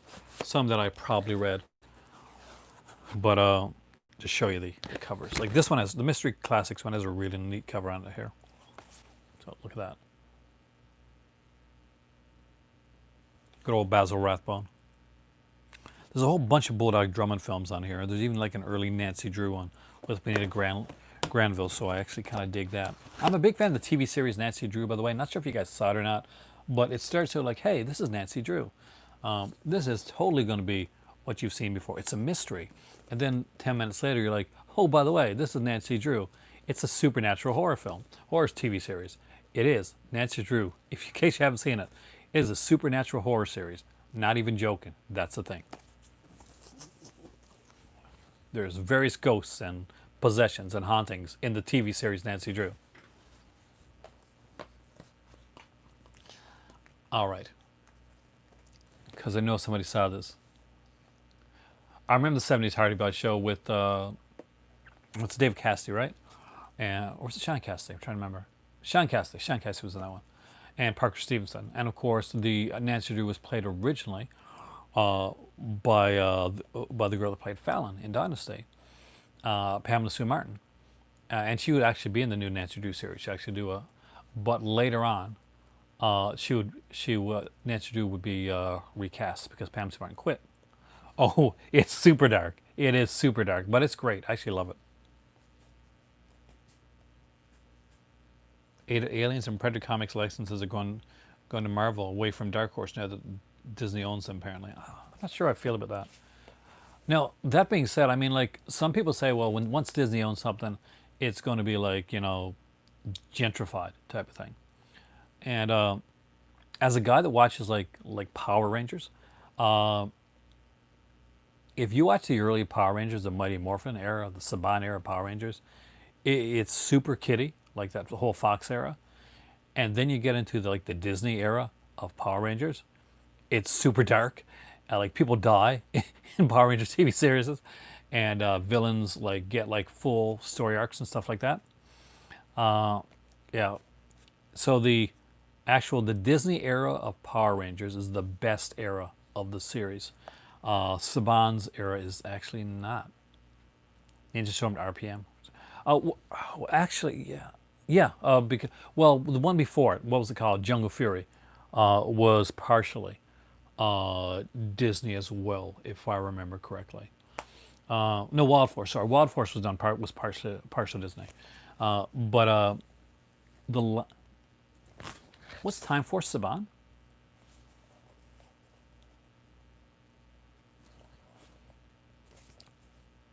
Yeah, Time Force is actually good.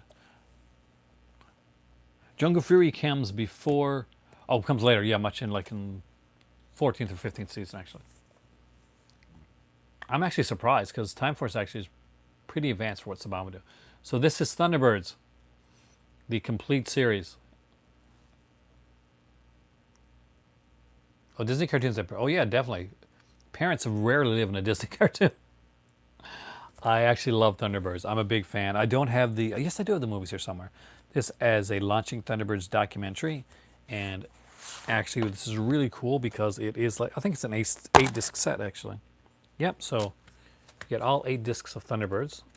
Thunderbirds Go is not here, which was the film, and there was another film too. There's 2 Thunderbirds films,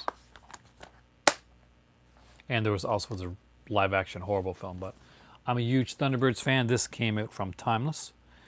And Timeless puts out a lot of really good stuff, actually. They do a lot of Westerns, too, Timeless does. But I had to have Thunderbirds.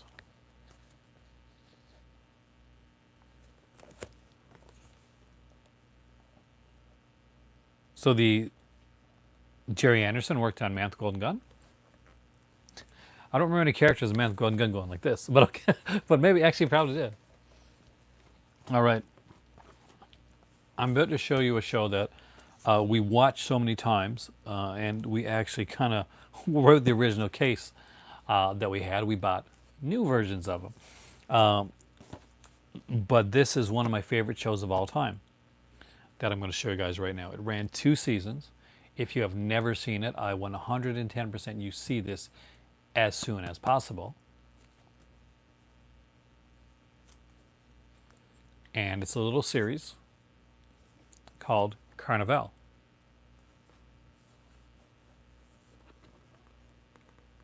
As you can see, these are the unopened Walmart editions that we picked up so that we can have these to watch when, Red Raven, you got to check it out, man. It's really good. It is an incredible one. There's audio commentaries on here for some of the episodes. There's one really, really, I don't have Captain Scarlet yet. Almost had it. There's one really, really great episode. And Amir, you're going to know this one. I don't want to give too much away, but remember the episode with the town, like the gold rush type town? And there's this one girl from the carnival that ends up staying. And then she finds out what she finds out. And it's horrific. Oh yeah, Clancy Brown killed it in this show. Amazing, amazing show. I think Adrienne Barbeau is like in this one as well. I think she's like the one of the carnival. But if you've never seen this series, 100% guys, check this out. It will not disappoint you. Both seasons are good. I love the Deuce, actually. Definitely. This did end too soon. But it ends on a high. Like, there isn't a bad season of like Carnival. There's not even a bad episode of this. Nick Stahl would star in this. Nick Stahl actually should have been a bigger star than he was. He's a really good actor. He was in Disturbing Behavior, if I remember correctly. And he made that.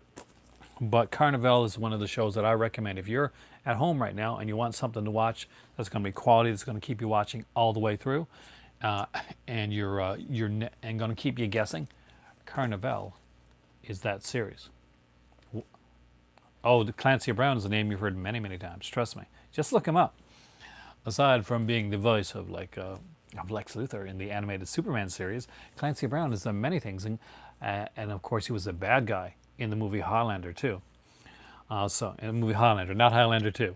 He's a bad guy in the movie Highlander, and he's been in so many movies and TV shows. He actually acted in a TV show, Mr. Krabs' voice. Yeah, he was Mr. Krabs' voice, called Earth 2, which is also very underrated and didn't last long enough, and had Tim Curry in it.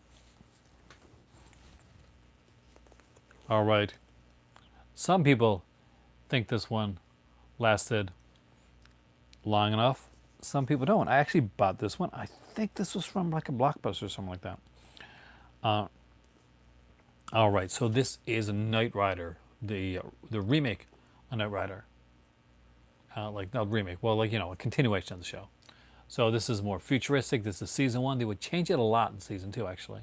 They'd change it drastically in season 2. One of the neat things about having this one is it does include the 2008 Knight Rider movie as well. So just along with the TV series.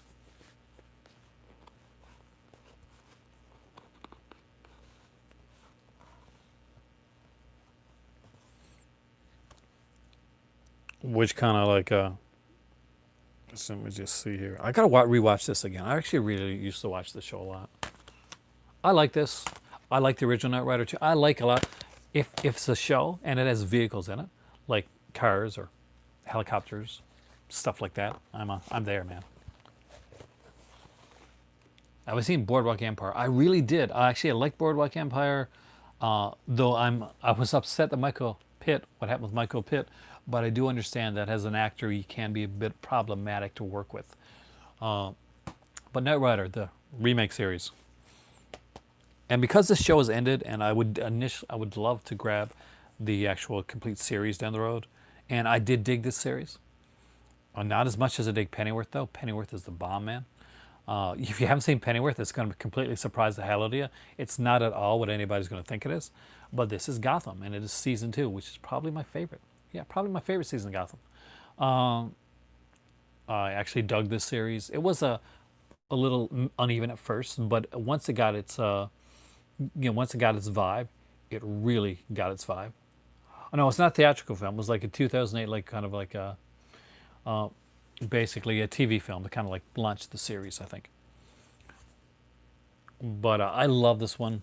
Great characters, great actors in this, and the great what for me. I'm going to say it. I'm going to say it. One of the greatest performances of the Joker ever.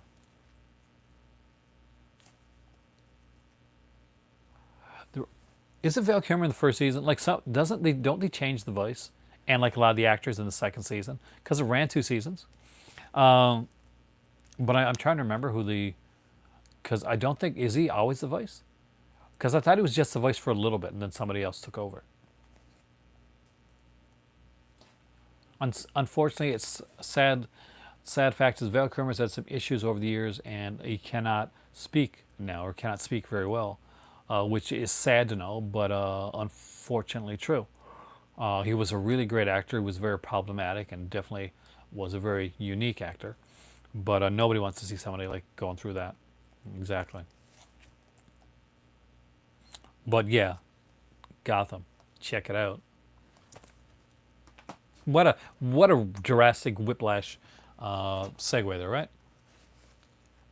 All right. So this series was one of my favorites when I was growing up.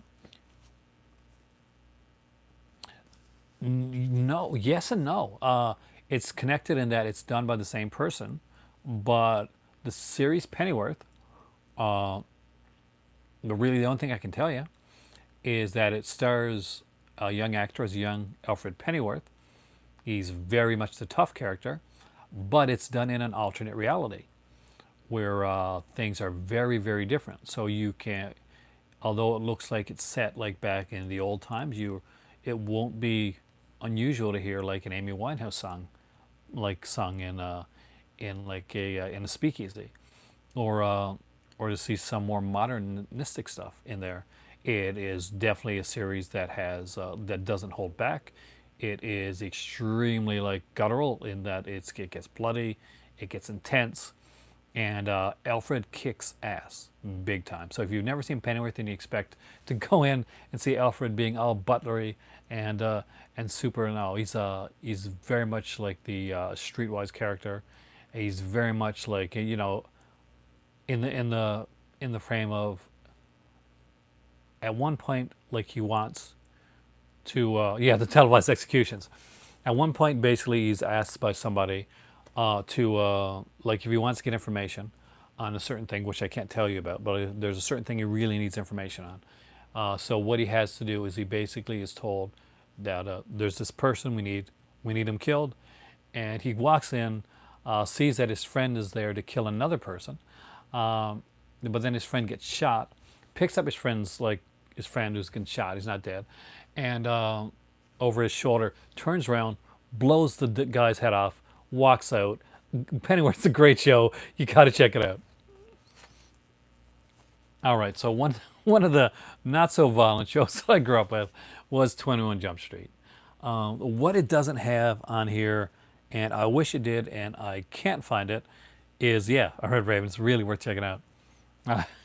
I didn't know at all. I expected going in for it to be like just a prequel series and like be kind of like, oh, Alfred, and he would like slowly find things. No, it's pretty badass. So what's missing from all these series is, and I wish they'd put it out, is the original pilot episode of 21 Jump Street.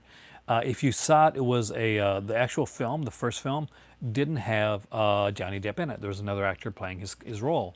And I remember that because I saw it on TV when it came out. So this is 21 Jump Street, the first series by Anchor Bay. The second series, unfortunately, I didn't get by Anchor Bay, but I grabbed the Mill Creek edition, just to have it. How does 20 Jump? Well, the movie's very different than TV series. 20 Jump Street was a series, was a serious series, and it was pretty much like there was a lot of like those like heavy like drugs and like gangs and all that type of stuff there.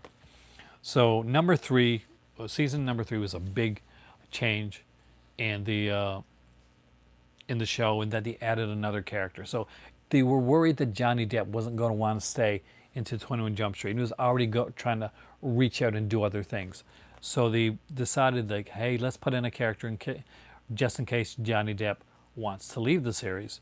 We need another cool, like, kind of pretty boy character that's kind of tough and can do the Johnny Depp type of stuff. So they hired Richard Grieco to play the character of Booker.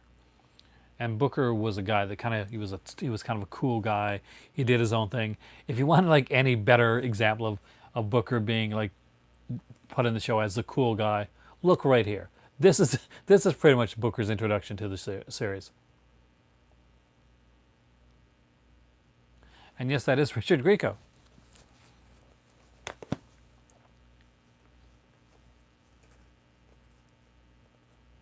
For Donnie one televised execution. That was a horrible idea. We got season 4. We got some Booker. Although I don't think Booker is in season 4 very much. He has a little bit, but not a lot actually.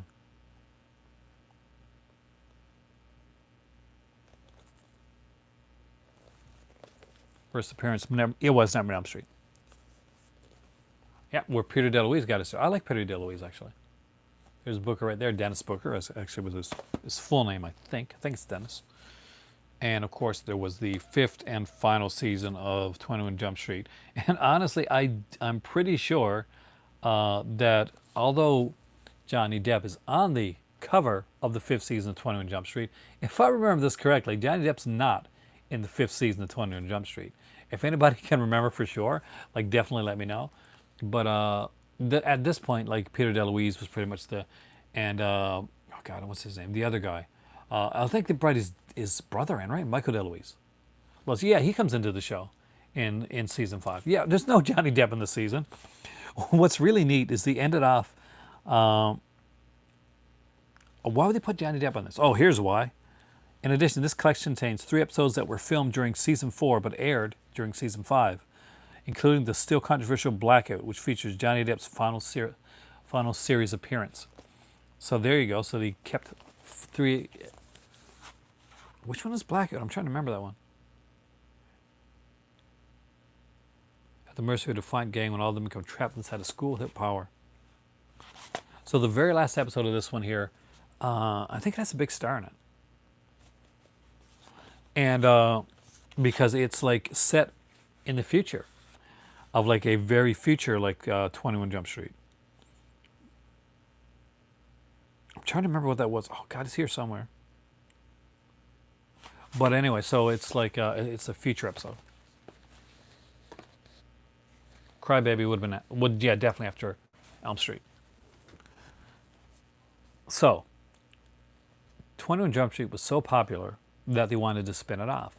Initially, they were gonna have Richard Grieco, kind of become one of the main characters of 21 Jump Street, but his character became extremely popular, too popular to just be a character on 21 Jump Street. Instead, they would give him his own series. It wouldn't last a long time, unfortunately. It will last 1 season, and it is right here. It's 20 episodes, some great guest cast in here. Thomas Hayden Church, Marcia Cross, Mariska Hargitay from Law & Order SVU, Don Cheadle's in this. What really sucks about this is, unfortunately, the Booker TV series had a theme song, one of the best theme songs, but unfortunately, it was Booker. Actually, originally it was called Booker PI. The theme song couldn't be used. There was rights issues, so there is a generic theme song in here. If you want to know what the original theme song to Booker is, it was Billy Idol's "Hot in the City." So if you go online, you can actually check out the original theme song, and you can check out the theme song that's on here. It's a very generic, and it disappoints me every time I see it. But I really should rewatch this show. And Wise Guy, because Wise Guy, which I didn't bring tonight, but I should have, is actually one of my favorite shows of all time, and one of the best written shows for its era, and one of the best acted shows for its era too. Early Wise Guy can't be beaten. I would really just want to see the Dead Dog Records stuff eventually come out on DVD, but I'm not quite sure we're ever going to get that. All right, just a few more things to go here.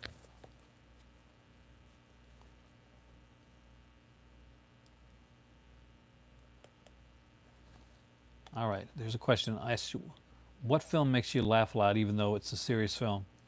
No, there's a lot of bad films, I guess, that do that. And what would you apply towards a TV show the same way? You mean like what makes me laugh? I'm a very serious person.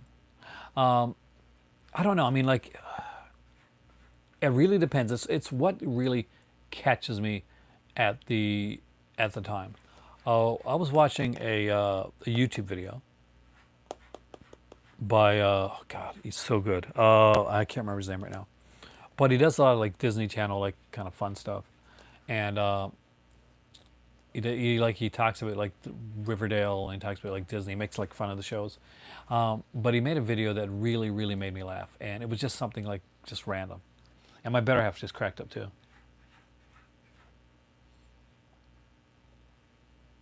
But I like Otto's version though.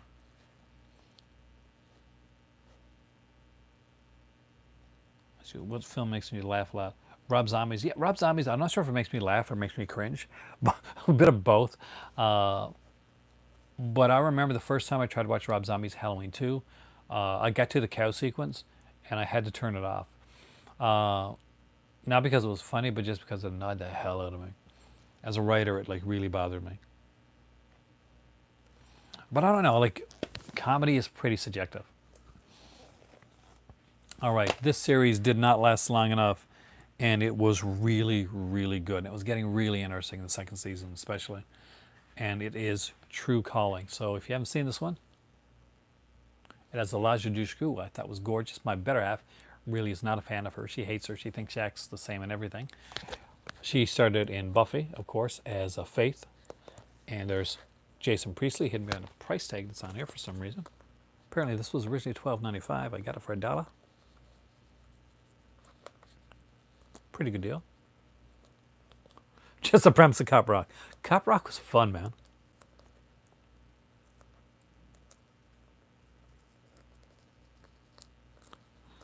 A show that I wish had lasted longer that didn't, nobody asked me that, but I'm going to say it, is a show called Prophet.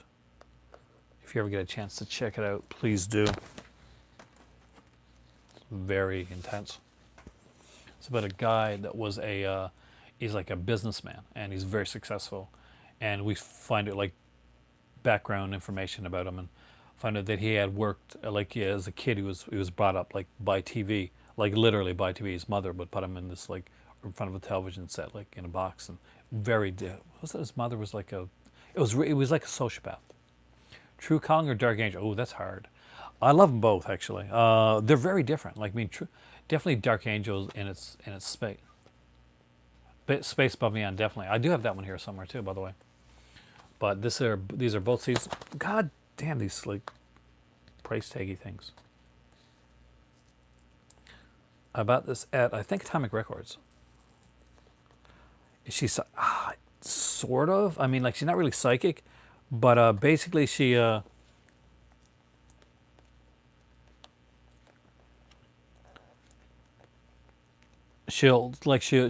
in like a what's it, a mortuary? What is what you call it? And like they have like these people that came in and had like kind of violent deaths, and they'll come up and they'll say something like "Help me," and she can actually go back to before they died and try to stop their deaths from happening.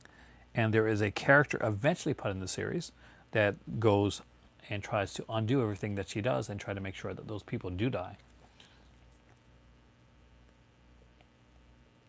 Oh, Neon Rider. Mike Mason, you got cool points. Danger Bay. Danger Bay was fantastic. Donnelly Rose would also be in the series Soap. And of course, he was in a soap opera as well. He was in Young and Restless. As a. Oh God, can't remember right now. Anyway, True Calling. Great series. Definitely check it out. There's a big actor in this too. I can't remember his name though. But at the time he did it, like people were surprised that he had actually done it. But great show. If you haven't seen this, check it out. Especially when it gets to like the episodes with her father and stuff like that. Really great stuff. Do I watch soap operas? I grew up like watching soap operas. I don't watch so many anymore, but I still try to catch one every once in a while. I did want to act in soap operas when I was younger because for me it was the closest thing to theater. Fringe or Supernatural? Supernatural. But both are good.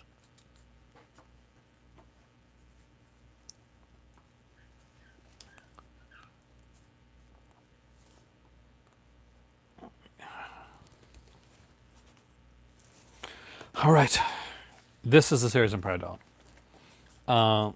Because I literally I grew up watching this series. Oh yeah, it is definitely a weird kind of time travel type show. Because she just can go back a little ways. Basically, I think it's 24 hours or something like that. And then it's because it's been a while since I watched it. But I love that show. Anyway, so this is I think it's a BBC or ITV show. BBC, yeah, BBC, right on the cover. It was a sci-fi show. So if you're a fan of things like Doctor Who and stuff like that, you probably are going to be a fan of this. Although it's not like Doctor Who. I don't know why I said that. They're just both British.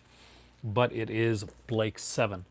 So Blake 7 was a really good show, and it starred this guy here as the character Blake. And pretty much what it was that, yeah, thank you. That's what I'm thinking of, Mike. Zach Galifianakis. Trying to pronounce that right. Was in the series True Calling. He was a regular. So basically, Blake 7 is about these criminals that escape, and they grab a ship, pretty much the Blake 7, and go on the run, and they help people along the way. It's a really good series, and I really enjoyed it. One of the main villains in the show would be this girl right here. This is series 2. Series 3. I suggest giving Blake 7. If you ever get a chance, David, to give it another chance. And of course, series 4. Very dark ending to Blake 7. If you're ever going to watch it, do not like Google it or wiki it first, because there is the ending is pretty intense, and I'm going to be honest, you ain't going to see it coming. But it's actually really good. I like the film. I really like the film Galaxy Quest. Actually, it's a really fun film. All right. I do have Warlock. I do have Red Dwarf here as well, by the way. I just don't have it here today. And Freaks and Geeks, another series that I actually love. Are You Being Served is great. Are You Being Served Again? Did you see that they did like for a homage, they did like in 2016, they did a one-off episode of other people playing the characters. It wasn't as good, but it was just kind of fun to watch. It's on BritBox if you have that service. And because there's shows that we can't get on Blu-ray and DVD, we do have that BritBox. This was incredible. This was an amazing series. And just look at the people that were in this show. So you get like Linda Cardellini, James Franco's in here, Seth Rogen. It's just an incredible cast. Seth Rogen is kind of Seth Rogen thing in the series.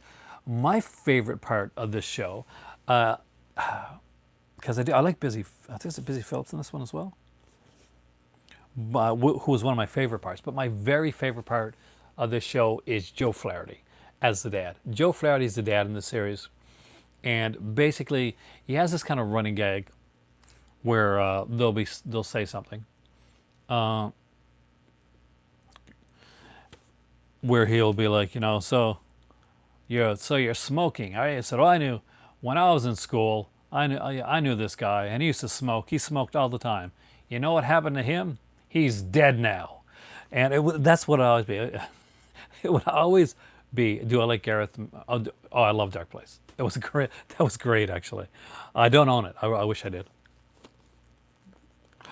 But Joe Flaherty, very, very good in this.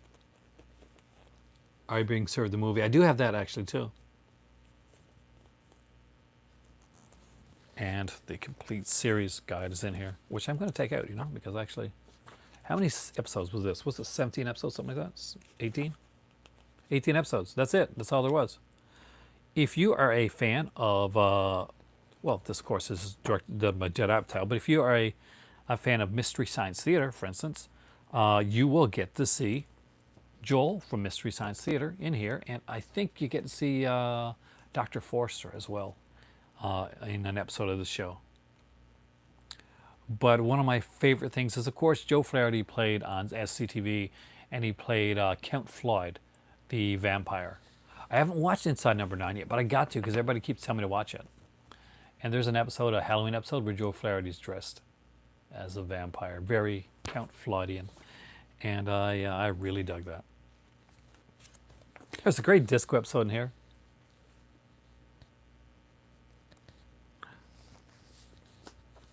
All right, how are we going to end this off? Because that's all the TV, sort of.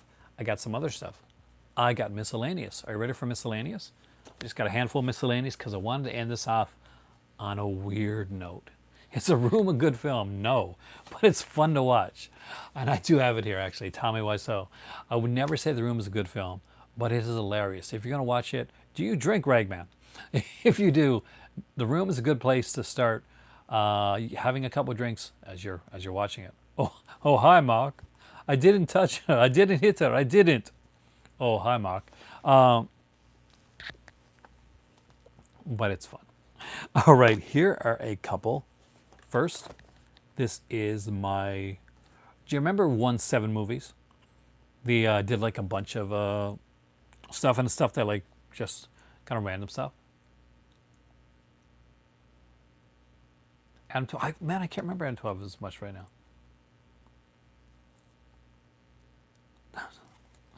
Okay, so this is Exotic Malice.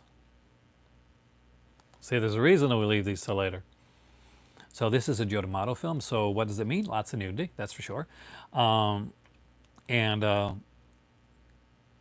wow, okay. Celebrated as the first official hardcore outing of Italian cinema. Exotic Malice features the original trailblazing stud Mark Shannon, aka Manilo Cersosimo. I probably pronounced that wrong.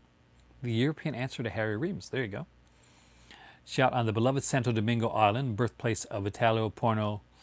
Exotic Malice also stars cult actress Lucia Ramirez and the haunting Anaj Goran, one of the most recognizable stars of the early adult.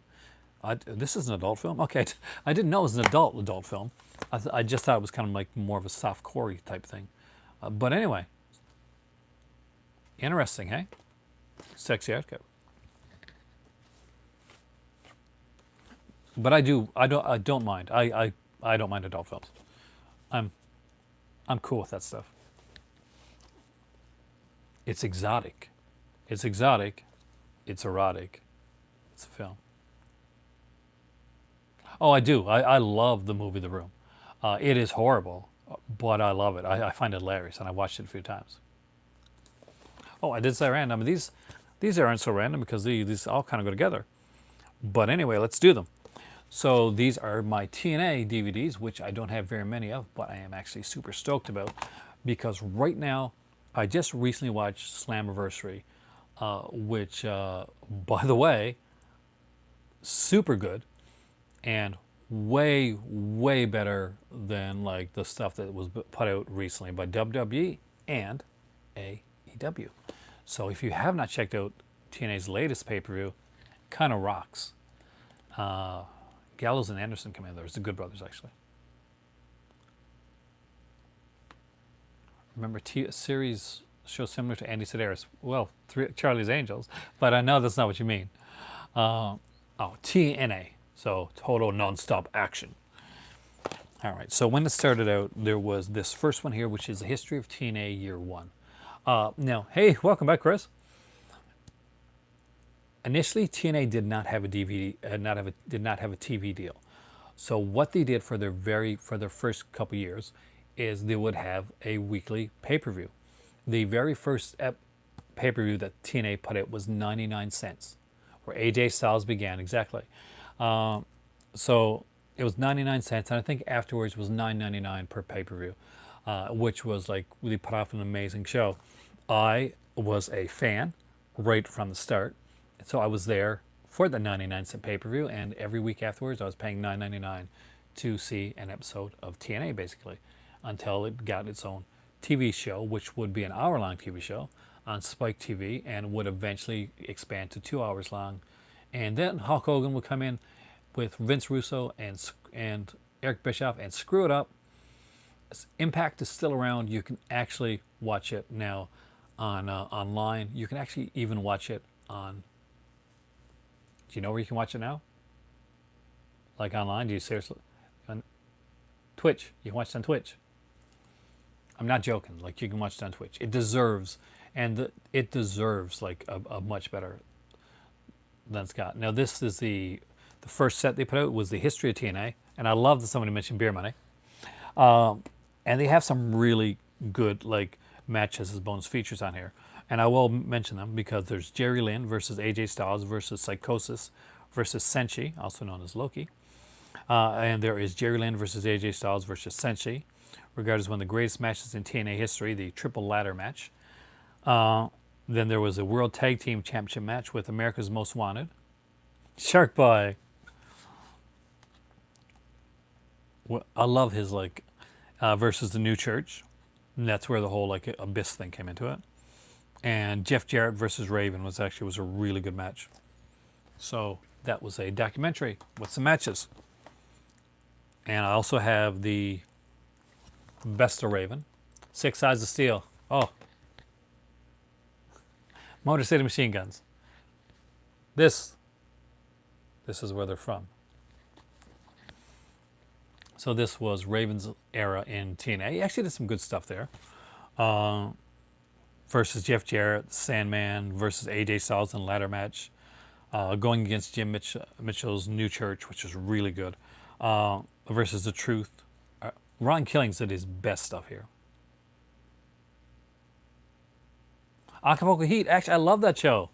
I ran for 2 seasons too. It had Fabio in it. Is it Fabio in that one, or is it the other one that he's in? But I liked I did have Acapulco Heat. And there's it actually includes the first ever Raven versus Sabu match on here as an added bonus. All right. If you're just a fan, did I ever watch MXC? Most Extreme Elimination Challenge. Yes, I did. I watched it both as MXC and I watched it as Takeshi's Castle too. So I've seen both the original version of it and MXC. We actually watch MXC quite a bit. It is fun to actually go back and watch it now. It came on Spike TV. So if you're just a fan of WWE, then you probably haven't seen the best work done by this wrestler, because the best work done by this wrestler, a wise guy, definitely. The series with, oh God, what's his name again? It's killing me. Who started Wise Guy again? Kenny Blankenship and Vic Romano. Vic Romano, the guy, the guy that's named Vic Romano, that's actually Beat Takeshi from, the big actor. Christian Cage. Christian Cage's best work was in TNA. It was interesting with Edge and Christian. He did like some interesting stuff there, but on his own, he just was incredible. Here, Tyson Tomko actually was kind of like his lackey character. Tomko's a big guy, really didn't get like enough of a push, but he did work well with Christian. There's some good stuff on here. Christian versus Jarrett, Christian versus Rhino. There's a couple matches for them, including a 6 Sides of Steel and an 8 Mile street fight. Christian versus Sting and Christian versus Abyss versus Sting. Christian versus Kurt Angle, which is really good, and Christian versus the classic Samoa Joe. So when Samoa Joe was really good. And this is one of their, was this their first one?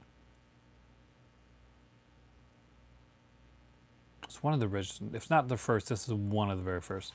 So this is Destination X. TNA was known for their X Division, and their early X Division stuff was really, really good. They'd have this match called the Ultimate X Match, and basically it was a 6-sided ring, and there would be kind of a big like cross thing in the middle. You'd have to get like cross. There would be a big X in the middle of it, and you'd have to like climb up the side of the ring, and then you'd have to make your way over along to get the X to win the X Division. It's really good. So I think this one has it. Yeah. So our next match on this one has AJ Styles, Christopher Daniels, Ron the Truth Killings, and Ron the Truth Killings, by the way, best work is in here, and Primetime Elix Skipper. And if you have never seen Elix Skipper, you owe yourself to see some Elix Skipper matches, because he was really, really good. He did this amazing 6 Sides of Steel cage match where he walks along the cage. It is insane.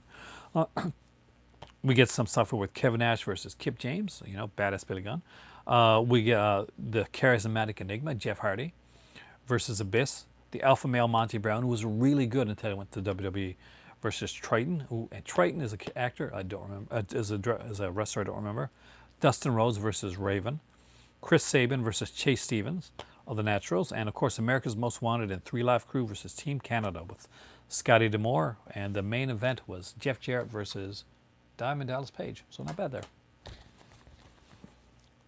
People with good taste like Asian cinema. I agree, Amy. My better half does like Asian cinema, loves it a lot, and we both like wrestling. So, and including the Japanese stuff, and New Japan Pro Wrestling.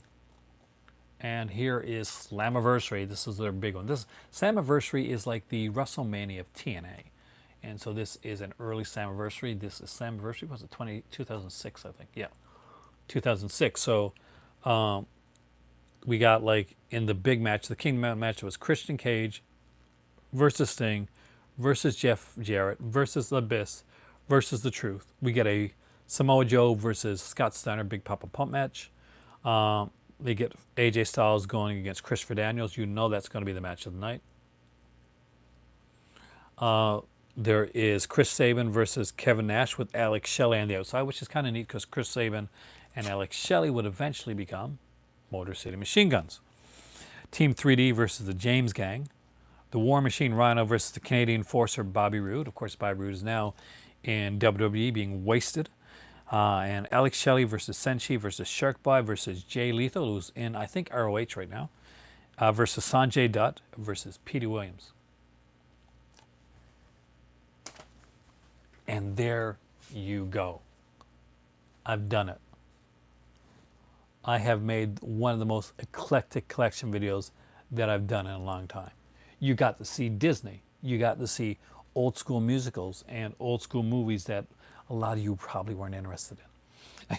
You got to see a bunch of like weird and unique TV stuff. Some neat little sets with a lot of like really cool stuff on, including a drive-in collection that was really unique and really differently done, that had a documentary. And I ended it off with a bit of wrestling. So hopefully, if you stayed for the entire thing, you enjoyed the variety aspect of this. I really strove to do that tonight. That was intentional. Yeah, he did the Macho Man. Better than Macho. Jay Lethal does an incredible Macho Man. But at 132 minutes, man, have I talked a lot. Thank you guys for staying in and for coming in. I'm definitely going to be doing a Mill Creek collection one actually very soon. I got a lot of the Mill Creek like 50 and 100 like movie sets and stuff like that as well. And I have some of the Blu-rays too and the double features. Time for sushi. I don't like sushi. You're going to be disappointed, but I don't. My better half love sushi though. Walkabout. Jenny Agutter. That's nudity. You're going to get nudity. I am Aaron. This is my movie library. You are the cult of cinema. You guys rock. Have an awesome, fantastic night. And I am going to go watch some Power Rangers before I go to sleep. And then, if I'm not tired, I think I might watch some Impact Wrestling. Have a great night.